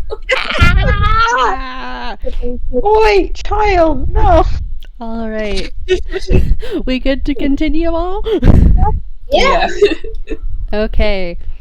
All right. You guys head to the warehouse that Red has told you is the last known location that she knows of where Sinclair would have been. It is the dead of night now. It is very, very late in the evening. More morning than evening, honestly. But I want you all to roll me perception. Okay, where is my dice? Why did I get it out? Hey, can I just Are say, you fucking kidding me? I am so proud of Lynn. I am unbelievably proud of how Detective Stagehand is doing today compared to sometimes before. That was a bit down 25. All right. Yeah, that's a good one on your end. On my end, March is fucking nothing. Okay. Everybody but March. I might have to basically banish this gets fucking this. dice. Poor March. Whereas my other D20. March, you just it sure is a warehouse. Yep. But everybody else, it's quiet. The air is still, like someone holding their breath. You don't see any movement inside the open door of the warehouse. The interior dark and still. The police tape flutters in the wind, broken and frayed. Clearly, the police have abandoned this place, deeming it unimportant. Lynn, as the only person who got above a 20, the warehouse feels desolate and abandoned, similarly to the rundown buildings and houses that surround Sammy's garden. The silence is sharp here, like it has teeth that will tear you to shreds. And let me just really quickly... Perfect words to use for Lynn and warehouses. Absolutely fantastic. And you guys see this. Oh. Don't like that. Son of a... Arata says that out loud. All Tell right. you what, March says nothing. You don't know if it's because he added another layer of suppression or because he didn't fucking notice it. okay, when we get out of here, I swear to God, I'm gonna break my oath and I'm gonna get some coffee. Okay. So March lightly Tremelo, kicks Lynn's knee. Alright, change that. I'll go to therapy after this. Fine. Okay. Tremelo has pulled out a shield that is painted with a jack-o'-lantern and is strapping it to his arm. Alright. Alright, you guys can go either left or right. Tall, towering stacks of miscellaneous crates full of dusty props and items for gags forming corridors fading into the darkness. So, which way do you go? Well, Left. Red said left instead of right, right? Mm-hmm. Says left, but do you really trust the words of a criminal? She regretted they regretted their actions. Can I just... That's... Didn't tell us what was on the other side. She just told us not to go there. I don't know what that meant. Well... Tremelo, sorry, you go. Red said to go left instead of right because there was a good chance we'd find what we're looking for to the left. I am still interested in whatever's to the right. We're not fucking splitting the party, let me tell you that. No, that's not what I'm suggesting. How much time do we have? I'm not suggesting splitting either. And I was just gauging. He starts creeping to the left. Before that happens, there is something that Lynn is going to do. You said the line of, you trust the words of a criminal? Yeah. Tremelo, Detective Stagehand is looking you directly in the eye as you say that, and she does just raise an eyebrow. Nothing else. There are at least 2 criminals on this party. I mean, nobody knows Arata's a criminal. Yeah, nobody knows that. Technically 3 with Genie in there.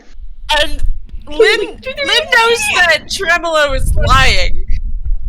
But what he's lying about is not very clear. Exactly. That's why she hasn't accused anything.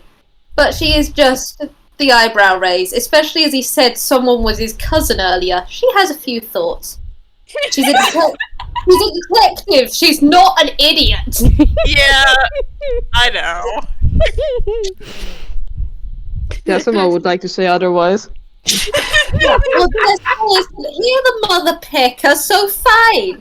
But yeah, Lynn's also gonna sneak. Would that be a stealth or would that be a perception?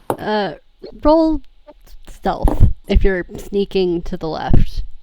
Where are you guys going? To the left. I'm sneaking to the left, and that's I a have seven expertise in stealth. stealth.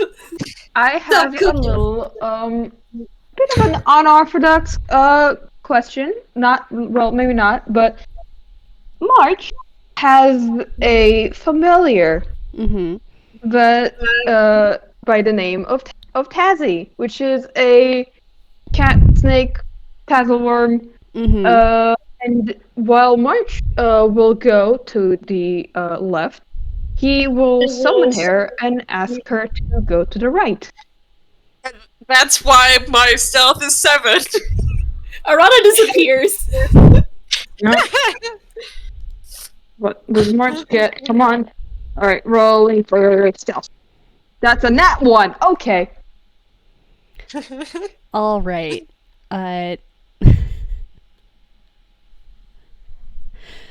Okay. So you all March, you're noisy as peck, my dude. Gille, it's dark. It's one of the reasons why you're so loud. You accidentally smack into a few boxes, but you manage to catch them before they actually like tip over or anything. But yeah, no, there's a very decent thunk as you smack into a few boxes. Because the lighting's not very good in here. It's very thematically dark. Oh, my foot. That's my foot. The one he steps on. That's my foot.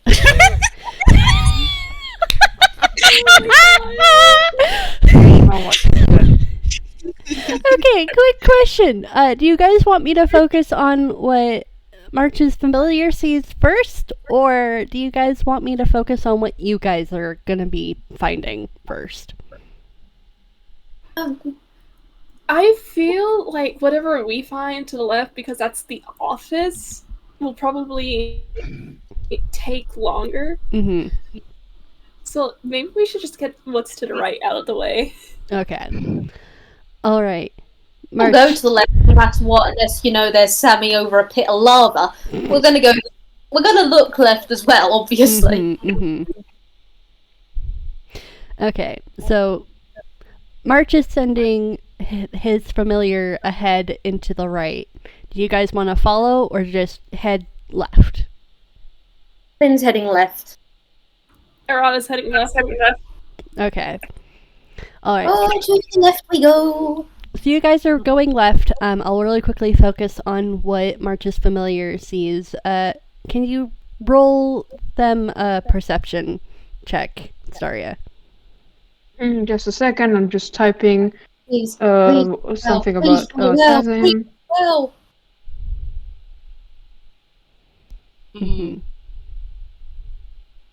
That was a 2!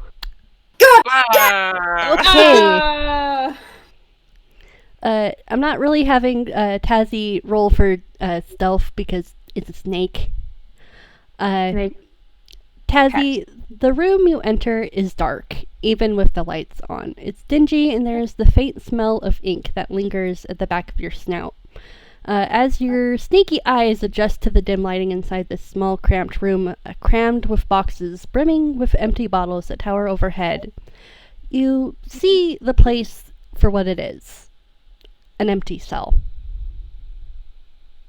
She doesn't like that. She's gonna, Well, at least now we know it's empty. Yeah, I know there's a lot of shit I'm missing with that fucking 2. She's gonna probably, sniff around, see if she see if she can see anything. Okay, then roll me investigation for Tazzy. Okay, no, this is... You're kind of crackling, Staria. Yeah, you're Oh, fuck. crackling. Getting no. robotic. God. Oh. Oh. Did your power go out, VWild? Oh no. Technical difficulties! Technical difficulties. Big oop. Okay, the good news is that she rolled a 16. The bad news is that her intelligence is a -5. Woo! Okay. Yeah, nestled in the back of... So, as you're noodling around, looking through what remains of this area, you kind of slip around and you kind of barely avoid running over some glass. And when you look and you turn your sneaky head to see a shattered syringe on the ground. And then nestled farther back into this room is a cage. Its bars bent and shattered as if someone desperate and furious had fought their way out. And that's all you can really see in this room. Tazzy would as a piece of the broken syringe that shows it's a syringe, and so she's not just picking up shards of glass without hurting herself, and she will then proceed to go back to march the group. Okay. Can you all hear me? You're really crackly. You're really God, I don't robotic, know. but we can still hear you. You might I don't know. It might be Discord. Am I back? Welcome back. Hi, Welcome Discord. back. So, Discord, please don't nerf me. what happened was that Tazzy the tassel worm found a cage, an empty cage, and it was broken. Like someone was fighting to break out of it. Really? Right? Yep. Well, that's delightful.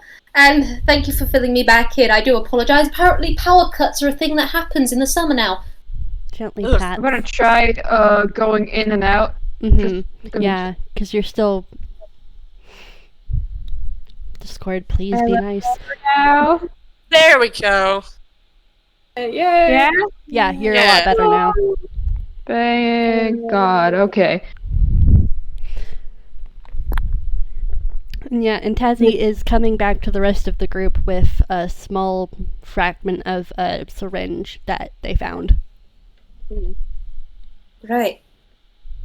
Well, shit. Okay. At least someone got out. Well, actually, that might be a good thing or a bad thing. Well, we'll find out in a few minutes. Alright. I imagine. The plot always seems to follow us, so just keep on your guards, stay together, and please watch the shadows. I'm gonna pull out my sword. That's a 5. So, shield on one arm, frost That's a fumble. March, please. That's frost not the rapier on time the for other. fumbles. Fumble! Fumble! Okay, time to pull out the sheet. Where is the... Alright, I'm gonna say Lynn's keeping her axe on her back just for the moment. She's got her crossbow in hand. It's strapped to her wrist so that she can fire incredibly easily. It's something strange about her thing on that front. okay, March, reaches into his sleeve, and what he pulls out is large broken but taped together jar, and he looks at it, and he looks at it for like a split second, and immediately puts it back. Now to roll again. Another fumble. Once again. Somebody help this poor boy, please. We're gonna get something dangerous. He pulls out a half-filled sketchbook, and he puts it back. Please, March, I beg of you, roll. Stop, March. No. Could we beg for serious of narrative? Could Yep. we beg that? Let's just say that this, March, you fumble one last time, and then don't roll for the next one. Just pull out what you're pulling out. All right. For this fumble, he instead of pulling anything out, a butterfly flies out of his sleeve, and he's just there is a subtle roll of eyes, and then he pulls out his fucking great axe, which has a torch, mechanically it's a torch because it's a. I don't remember exactly what it is, like a dragon scale or something, but it lights up and it's pretty blue light, and it is attached to his great axe. Man, I couldn't use that earlier. Well, there goes our stealth if ever we had it. Alright, let's double time it. If we see anyone, if they're not a colour changer, if they're real kind, just pick and shoot and ask questions later.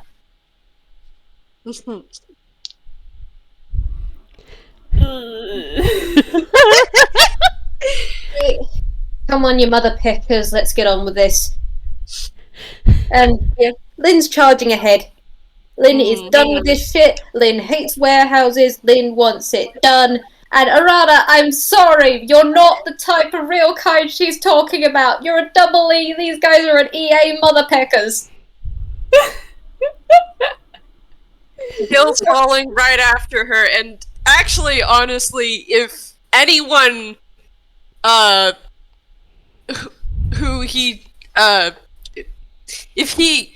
if they counter someone who is not a color-changing toon, he's gonna cast Hold Person. That's what he's going to do. Ray, I'm glad you said that. Oh boy. All right. Me now knowing what another thing that Hold Person can do. Thanks, Vamp. Okay. You guys go left, and it's dark. There's no one here but you all, and your footsteps echo, breaking the silence that looms over your shoulders like knives. You reach the end of the path and find a door. It's already slightly open. Alright, you never go into a place just straight up. Lynn looks at Tremelo, nods to one side of the door, and she gets to the other, and just very gently with her tail nudges it so that it opens. Yeah, he follows her direction and looks in. Well, this is the office, if it can be called that. It's a section of the warehouse that's absolutely clustered with random crates half cracked open. Wood is shattered on the ground as if something had been thrown in a rage. There's a path leading to a makeshift desk, a large board laid on top of it on a small stack of crates, papers strewn about as if someone had left in a hurry. There's no one here. It's empty. Okay. Scattered things on the ground. Walk carefully. Duly noted. Alright. And Lynn heads in, and I'm presuming you want us to roll investigation? Yep. Please roll investigation to look for all the shit in this office. Okay, I think I might actually go back to just using dice. Oh my, never mind! I'm gonna actually send the picture of this because I'm very pleased. I'm very pleased. What's his investigation? That's an 18. I can't believe the one time I said, Dice Parser may be more kind to me than my own dice, and then I get a nat 1. I also Never got an trust Dice 18. Parser. I don't either, but Oh, yes! Ooh, nice. Oh, We Hell have yeah. Detective Stagehand. Detective Stagehand is on the case. That is a nat 20, my fine dudes. All right. Yeah, March all is right. staying aside on that one, because Jesus fuck, March, come on. Yeah, March, you're a little too busy talking to your familiar about what your familiar has seen. Mm-hmm. And that's honestly distracted you a lot. Considering the Yeah, fact that Tazzy has returned with a syringe. A broken syringe. Yeah. Me out here throttling my own dice. And dice parser. I can't trust nobody. Okay. Everybody rolled high enough that, everybody do me except for March, everybody roll me a d10 real quick. Oh, okay. ominous. Incredibly. Let's see, what is a D10? I got a 10! What a thought! Okay, we're gonna focus on some of the half-opened crates first. Gille, you discover as you're just kind of idly riffling through the boxes just because this dude's gotta have some stuff. You find a lantern of revealing. A lantern of revealing. And Arata, you find some goggles of night. And I Lynn, can't believe my... Oh my fucking god. you find a bottle of oil of slipperiness. I mean, VWild. Yep. Lynn finds a potion of slipperiness in the boxes. And with those high rolls, you all are very easily able to zero in on the papers on the desk.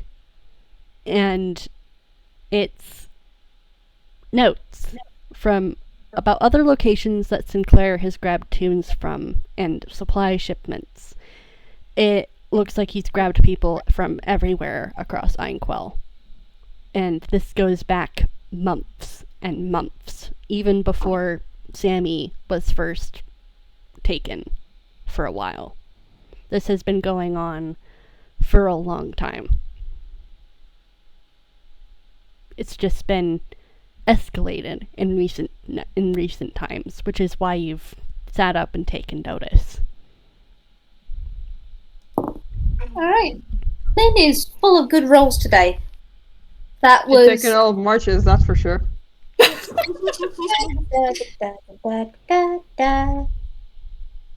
Anyway, completely sidestepping her incredible deception on that front, Lynn has pulled out a notebook of hers, and it's got a map of Einquell on it, because yes, you'd be surprised how many cases do happen that way. And as she's looking, she is taking as much information down as possible. It's incredibly quick. She's got experience with this kind of case. Mm-hmm. And as you're taking notes, Detective Stagehand, you see the last note that's basically on the top of the rest of these papers. Scrawled hurriedly is a missive about shipping to Furuma and onwards, with another letter more neatly written pinned to it. And written in purple cursive is, "Sin, darling, I'm getting impatient. You promised me product and you haven't given me any of my ordered toys. I broke the last one already and I need a replacement. Signed, Lady Delon." There are a few other letters, one of which that encourages Sinclair to make contact with an order while staying in Einquell. Lynn is take these. She's here. If they want something, they can come get her. But she's taking everything. She has a hammer space. She's gonna use it. Mm-hmm. What specific order? A 13th. Oh my god, are you fucking kidding me? I'm gonna punch you guys into the stratosphere. wrong with you? I'm leaving. I'm leaving. I should have stayed. Robot voice. Who is this letter written by? It is. I swear I had written it down, but I completely forgot to actually put who it was signed by. Let me go back to our DMs. Jeez, I talk to a lot of people. Okay, it is, Mira's popular, confirmed. it is signed by a Sly Creed. Sly Creed. Charming name, I'm sure. And here I thought you didn't want Gille to be involved in Eclipse Cathedral. Plans change, and I needed. No, we needed a very infamous group of people. Hee-hoo. I'm going to punch you guys into the stratosphere. I am going to punch you. I am going to punch you. You guys get this information, because that's very important information. Write it down. Okay. I think what happens here, with Arata at least, is that he sees this, and he sees this going back, and he sees the notes. He's not touching it, because evidence. Lynn can take care of that, I guess. She's put gloves on, don't worry, she's not tampering with the evidence, she's bagging it up and she is putting it away lightning fast. In fact, I'm going to rock the performance on that. Thank you, Lynn, for being an actual detective. Looks at Arata's rival. Looks at Tremelo. But like Tremelo, who actually put his sword away and I gotta roll hammer space again. Like That's a 9. Yep. He's pulled out a pair of gloves. But like, yeah, Arata's seeing like all of this information, and he's so quiet for a second because you think that he's just kind of letting the information sink in. But there's a moment where like his face doesn't really emote much, but he swears in a language you don't recognize. And then he says, I want this man to be crushed under the weight of his own guilt. He might not feel guilty, but justice will be had. Hey, so I just had a message from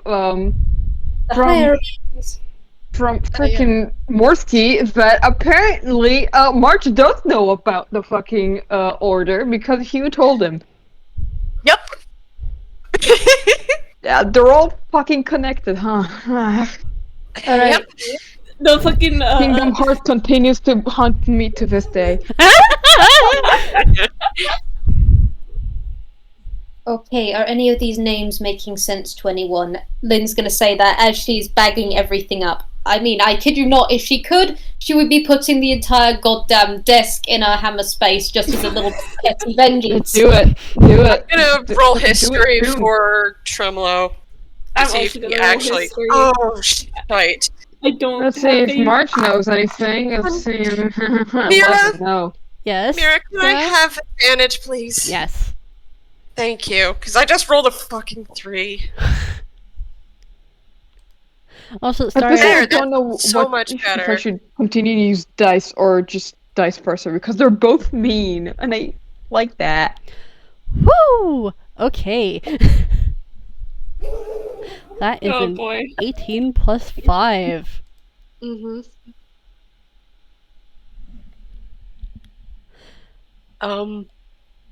So, does he know, Lady De Leon? or anything. I know he probably has heard of the 13th Order. She, considering his background, he would have known that his family would have performed in some of her courts. She is a real kind noblewoman who is notorious for her taste in specific tunes. And noble woman has a court that his family has played in. And Imagine writing. I don't have a good enough attention span for that. And his family was always incredibly careful to bring guards with them, just in case none of them went missing suspiciously. Because she was well known for the tune trade, but it was very hush-hush. But she paid well.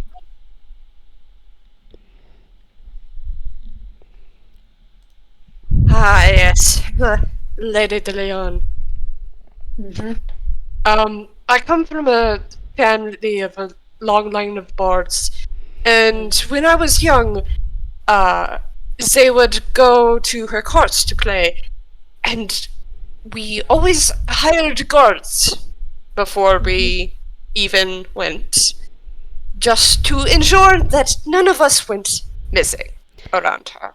And you would also remember that this is, her court is located in Furuma. Her court is located in Furuma. Specifically, I think it's one of them should be not very far from the passage that you can take from Cinema to Furuma, if I'm recalling correctly. Well, So she's a noblewoman. Yes.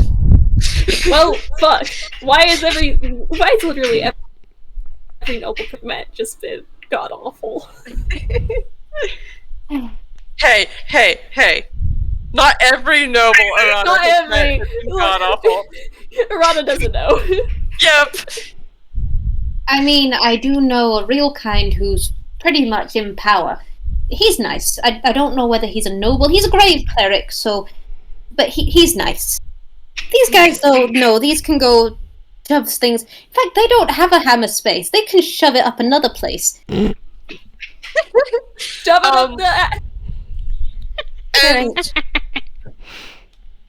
And Tremelo is also going to say, and I've heard about these 13th Order.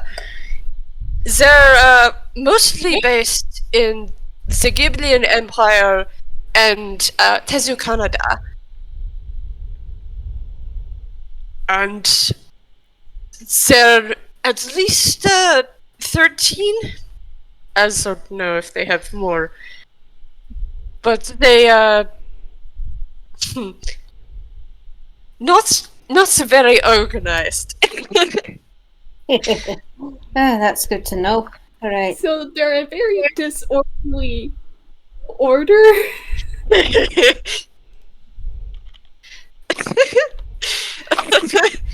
March, what do you have to say about this? Looks at you. Well, Yeah. How's the kid doing? you want to roll insight? Yes, we... Yeah, I would love to. What you just put in the blooming chat, yeah! Oh, hey. That's your second Nice. 11 in a row. Okay. That's a really high roll for me. Oh, nice. Okay, so y'all realize March is just there. March has not. I'm gonna flavor that nat 1 as March literally has not investigated anything and has just been staring off into space, but also to the ground. And you notice the gray, it's gone darker now, and also his sort of, it's like half itching, half like just sort of grabbing his wrist as like hard as he can.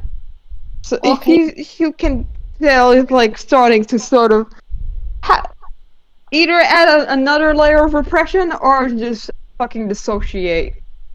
Okay, nope. Linda's canonically dissociated in-game before, and she is just, like, hopping over there, like, nope, we're not doing that here, not doing that here, this is the worst place to pick and do this. Hey, eyes on me. Yes. Hi. You with us, kid? Yes. Can you name 4 things you can see? I can see Lynn, and I can see you, and I can see Tremelo, and I can see my hands. And how many things was that? I genuinely did not. It's 4 already. You're doing good. Lynn is gonna go into her pocket for something that she'd been trying to get to earlier, but her hands had been shaking too much to do so. She pulls out a box of chill pills. I love Toontown so much. Lynn, That's me, Avi, saying that. I just love what they're named. Same, they're so good. Lynn keeps these on hand because she knows they are the only thing that can pull her out of stuff when she goes, oh, hey, I'm remembering something I really shouldn't be right now. And she just takes one out, because yes, thankfully she did have a dose in today, and she just goes, okay, crunch on this. Give it a good crunch. Okay. And he will, in fact, also, he will put the chill pill in his mouth and crunch. It casts calm emotions on the self, so, hey, you're gonna be okay, kiddo, god damn it! Alright, the gray has gone lighter, but it's not a blue, it's now just plain white. And he's still not glowing. Okay. Yeah, I shouldn't have brought a kid on this mission. Okay. I'm fine. Okay, you know how we've talked about when I say I'm fine, and this is not a conversation we should be having in the middle of enemy territory? Okay. Then let's go. Did you find what you want? Find Yeah. Sammy. Lynn is looking at March in incredible concern, and she just... And yes, I do say Lynn in this moment before she goes back into Detective Stagehand mode, but she's like...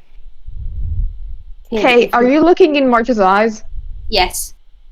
Alright, March's eyes are slightly desaturated, don't worry about it. Lynn's worried about it. Okay. That's her flower niece. Oh, that's her flower nephew, sorry. Alright. Kid, do you need to wait outside? No.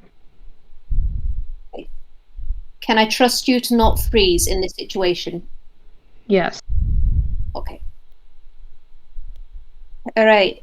You two got our backs, and she's looking at Arata and Tremelo at this. Tremelo gives a really wild, sharp tooth. Wide, not wild, wide, sharp tooth smile and says, of course. Alright. Okay. Arata? Sorry, I forgot I'm on push to talk. Yeah, you got it. Okay. We do this quickly, we do this efficiently, we find Sammy, Darby, all the others that... Because there are a lot that have been taken. We find as many as we can, and if push comes to shove, we get out of here and we get reinforcements. Do I make myself clear? Yes, ma'am. Alright. Yes. And I'm saying here and now, whatever happens, you fight. You fight as hard as you can. We're getting out of this alive. Alright? Oh, Yes. I don't intend to die. I just got my will to live back. I'm not exactly going to go throwing it away here, especially not to someone like this mother picker. Alright. Arata Let's takes a roll deep breath and just nods. Gonna note that. Alright. To the right. Let's go. Okay. Might as well check it before we. Tazzy said that at the right, there was nothing much, just a broken cage.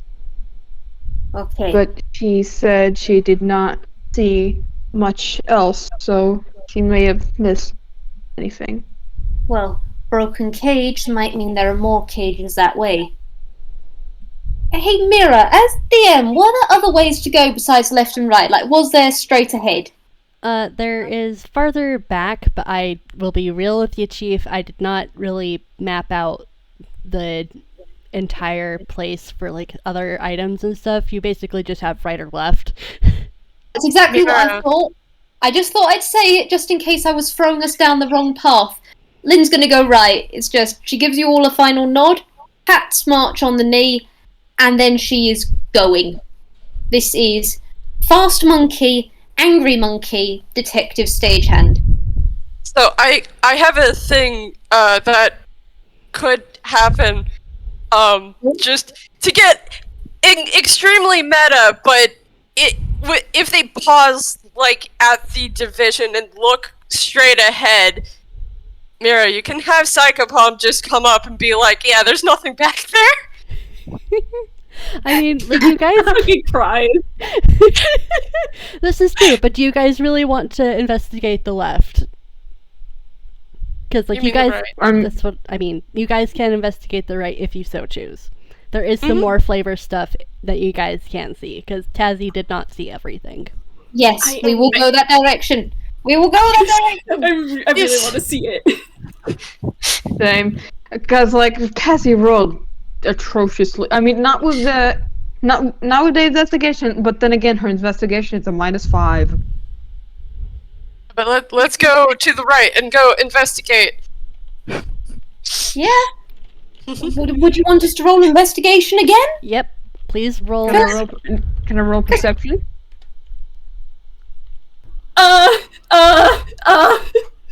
19 perception, baby. That was a nat 20! Woo! Okay, so I got a 19 plus 2. Okay. Alright, let's see... So I've got a 21.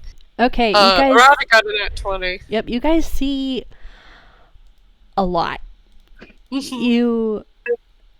Glass crunches underfoot, and when you glance around, you see that you've stepped on what you assume is the glass remains of a shattered syringe carton, the barrel of the syringe.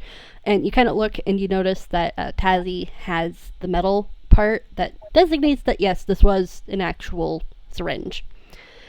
And like Tazzy saw beforehand, there is a cage. It is bent and shattered as if someone raging had fought their way out. And you look, and further down in the back there are more empty cages that aren't shattered, that still have padlocks on them.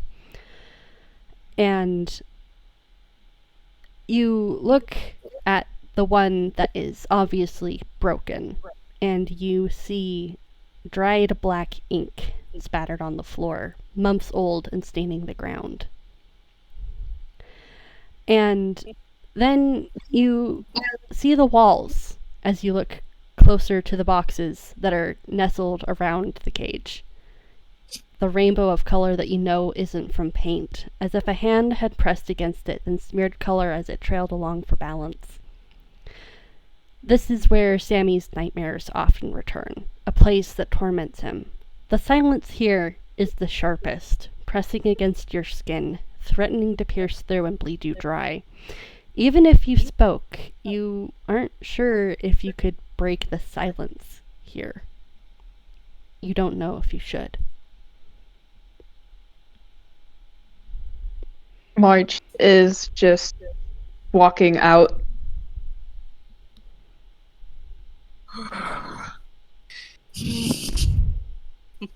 I think I should roll something for this. Hold on. I think I should. Oh, So I'm not even going to roll Okay, deception. okay. March is walking out in a very fast. I'm not going to roll deception. Tremelo's black braid is starting to smoke. And little flickering red embers are coming off the ends of it. And his trench coat is now red. It is a deep red color. And he's laughing under his breath in a very sinister manner. Hi, Arata is shaking. That was a dirty 10 on deception. Arata is shaking.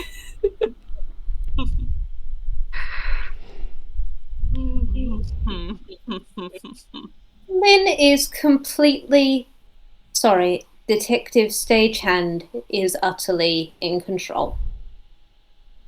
She's absolutely fine. She's absolutely fine at all of these things, including the red and black that is by her side of Tremelo. No, the black and red is doing absolutely nothing right now. These cages in this warehouse that is dark and dangerous and quiet, everything's fine. She's not in the slightest bit freaking out at all. The fact that she's crunching on something is absolutely irrelevant to everything. I want him to watch as his entire empire just falls in front of him. He will know remorse when I'm done with him. Well, back to it. I'd aim to help you with that. One way or another, he is going to see justice. Be that in the grave or in the courthouse, he will. I can't... Arata... You say grave, and Arata just finally brings a hand to his head, and he just...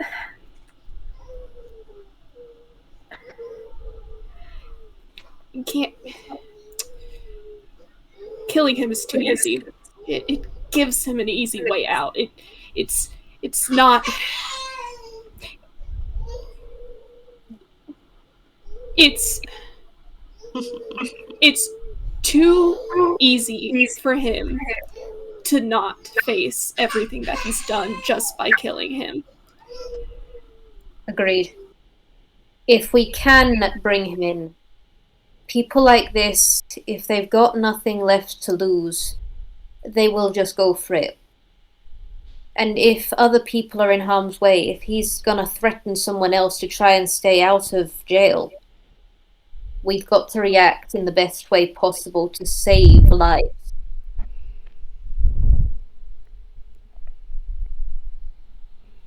I won't kill him. I'm just going to bring him down so he feels like he wants to die. Whatever happens, whatever happens, if we can't bring him in alive, bring him to court or whatever, I think at the very least, Sammy should have the last hit. Agreed. Kid's Of been course. fun.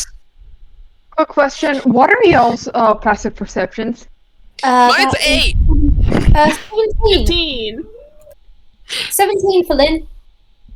Okay. What's yours, Arata? 15. 15. I'll say meets it beats it. So only Lynn hears this. Staria, you're getting robotic again.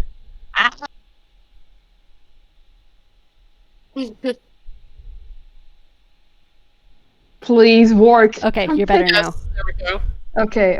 I just gotta disconnect from time to time, I guess. Alright, so just everything okay. It's not as scary. Everything okay. Not scary, you think. Everything. So he's just talking to himself. Oh, Lynn is so... Detective Stagehand is really regretting bringing a child on this case. She knows she couldn't have stopped him. At the same time, she really wishes she'd told Network to lock the door. She's going to remember this for future. Next time there's a big danger in the house, she is just going to make sure the doors are locked.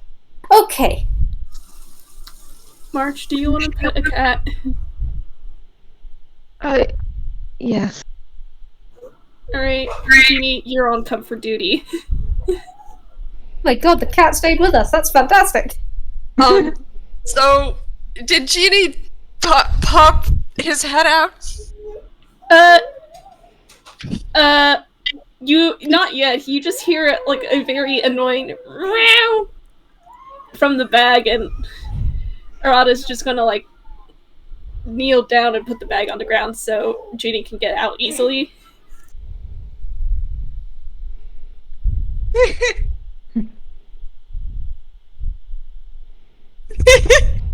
Oh my god. Tremelo, suddenly he's dark orange again. And the smoke has stopped, and there was a strange, almost flicker of dark gray over his, trench coat, but he's now just looking down at the bag, quickly backing up from the bag. Seems fine. Arata internally, sorry, Gille. 23, that's not something Lynn can be... Did Tremelo actively... 23 is not a deception. It was a wisdom save, I think. It's a wisdom save. I'm gonna say, Tremelo, there is now a... Well, I say golden. She's more yellow than gold at the moment. But there is now a monkey standing between you and the bag with the cat in it. Just, she doesn't say anything, but she's made sure you have a buffer. Hmm. But the cat is now out of the bag, and it's gonna... Genie's gonna rub his chin against your legs, March. Aw. If Genie allows it, March will pick him up and just sort of like just hold. Genie's gaze meets Arata's, and Arata's just kind of just shrug. You gotta pretend to be a cat now, buddy.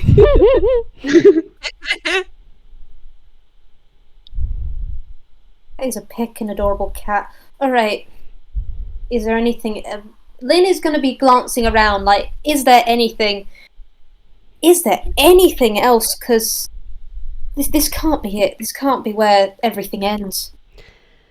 And as you're gazing around, you notice that there is a paper on the ground close to one of the other cages.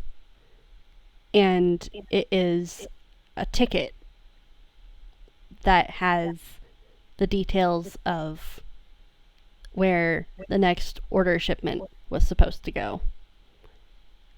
The docks near Fraymore Town. Fraymore. Alright, I know where it is. Tremelo with me. Kids! Yeah. Come on. We're going to Come on, Genie. Arata just holds out his arms for Genie. Let's go. March is fine again. That was an 18 on performance. Kid, you're not fooling shit anymore. Lynn's onto you. But anyway...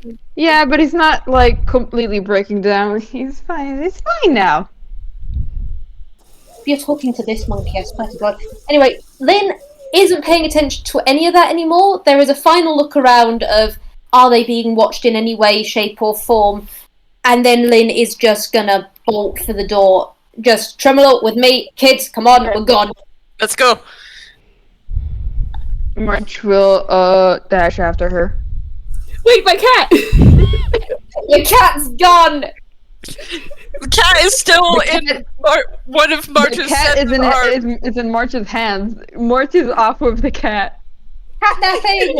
You just hear Arata go, wait, my cat! Grabs the bag and runs after her. March is just running with the cat now. Unless you tell him to put the cat down, he will just sort of hold. This is a joke. March, eat the cat! Throw it away! There is no time for cats on this Genie case. is meowing indignantly at you. I'm just saying that in character, I swear to God, I did not say that because Lynn wouldn't dare. At the same time, I wish she would. God. Oh my god. Like, if you tell March to put Genie down, March will. No, I think Arata's just reaching Apparently he's not his- thinking about it. I think Arata's reaching his arms to take Genie from you. Oh, then So- March will give back. March will give Genie Mira, Mm-hmm. Mira, I have a question. Yes. So Stoffley's is always Gille's. Stoffley's is like a familiar, Mm-hmm. Mm-hmm. Mm-hmm. and that stolen cart he stole from that theater that he set ablaze is attached to Stoffley's. Mm-hmm. If Gille quote unquote summons Stoffley's to his side in the way you do of a familiar who's without doing casting find familiar, Mm-hmm. would the cart come with him? I will allow it just because otherwise I don't know how I'm gonna get all of y'all to Framework Town. Yep. Okay. Valid. So as they get outside, Tremelo Note lifts his fingers to his mouth and whistles, and there's a demonic neigh as a skeletal horse with flames for a mane and flames coming off of its hooves gallops into view, pulling along a cart. Oh fuck, that's badass. Okay, that is picking magical bullshit and it's brilliant. I want one. If it's yours, that's we'll get you. flashy. Right. This is Stoffley's. Everyone gets in the cart, and Tremelo March will just type in. launches himself to sit on Stoffley's. Permission to call shotgun. Sure. Fantastic. Lynn's jumping on the horse as well. Oh my god. March is just sitting on the cart and in the cart, not on the cart. Like, I wanted Arata to show off, so I made him roll acrobatics, which he has expertise in. He does like a fucking flip into the cart. Should I roll acrobatics Sure. or athletics? Either one. I mean, I don't know why I'm asking. They're both the same. Oh, that's a 14. oh my goodness. So everyone Fine, who's also rolling roll a lot more graceful than Tremelo, but Fine, I'll also roll athletics. Woo! Everybody Actually, is March has fancy as advantage. Peck. Everybody Yep, is fancy as 25. Peck as they get onto the cart, onto the warhorse, and you guys are off, heading to the direction of Framework Town. And the camera holds on your retreating figures, and then the screen goes blink. Because that's where we're gonna leave it for today. We're gonna be here next week for the conclusion, hopefully, of Simon Says. Thank you, everybody, for joining us. Holy shit, this was good. thank you for listening. Thank you Thank for you for listening. listening. Bye. Bye. Bye.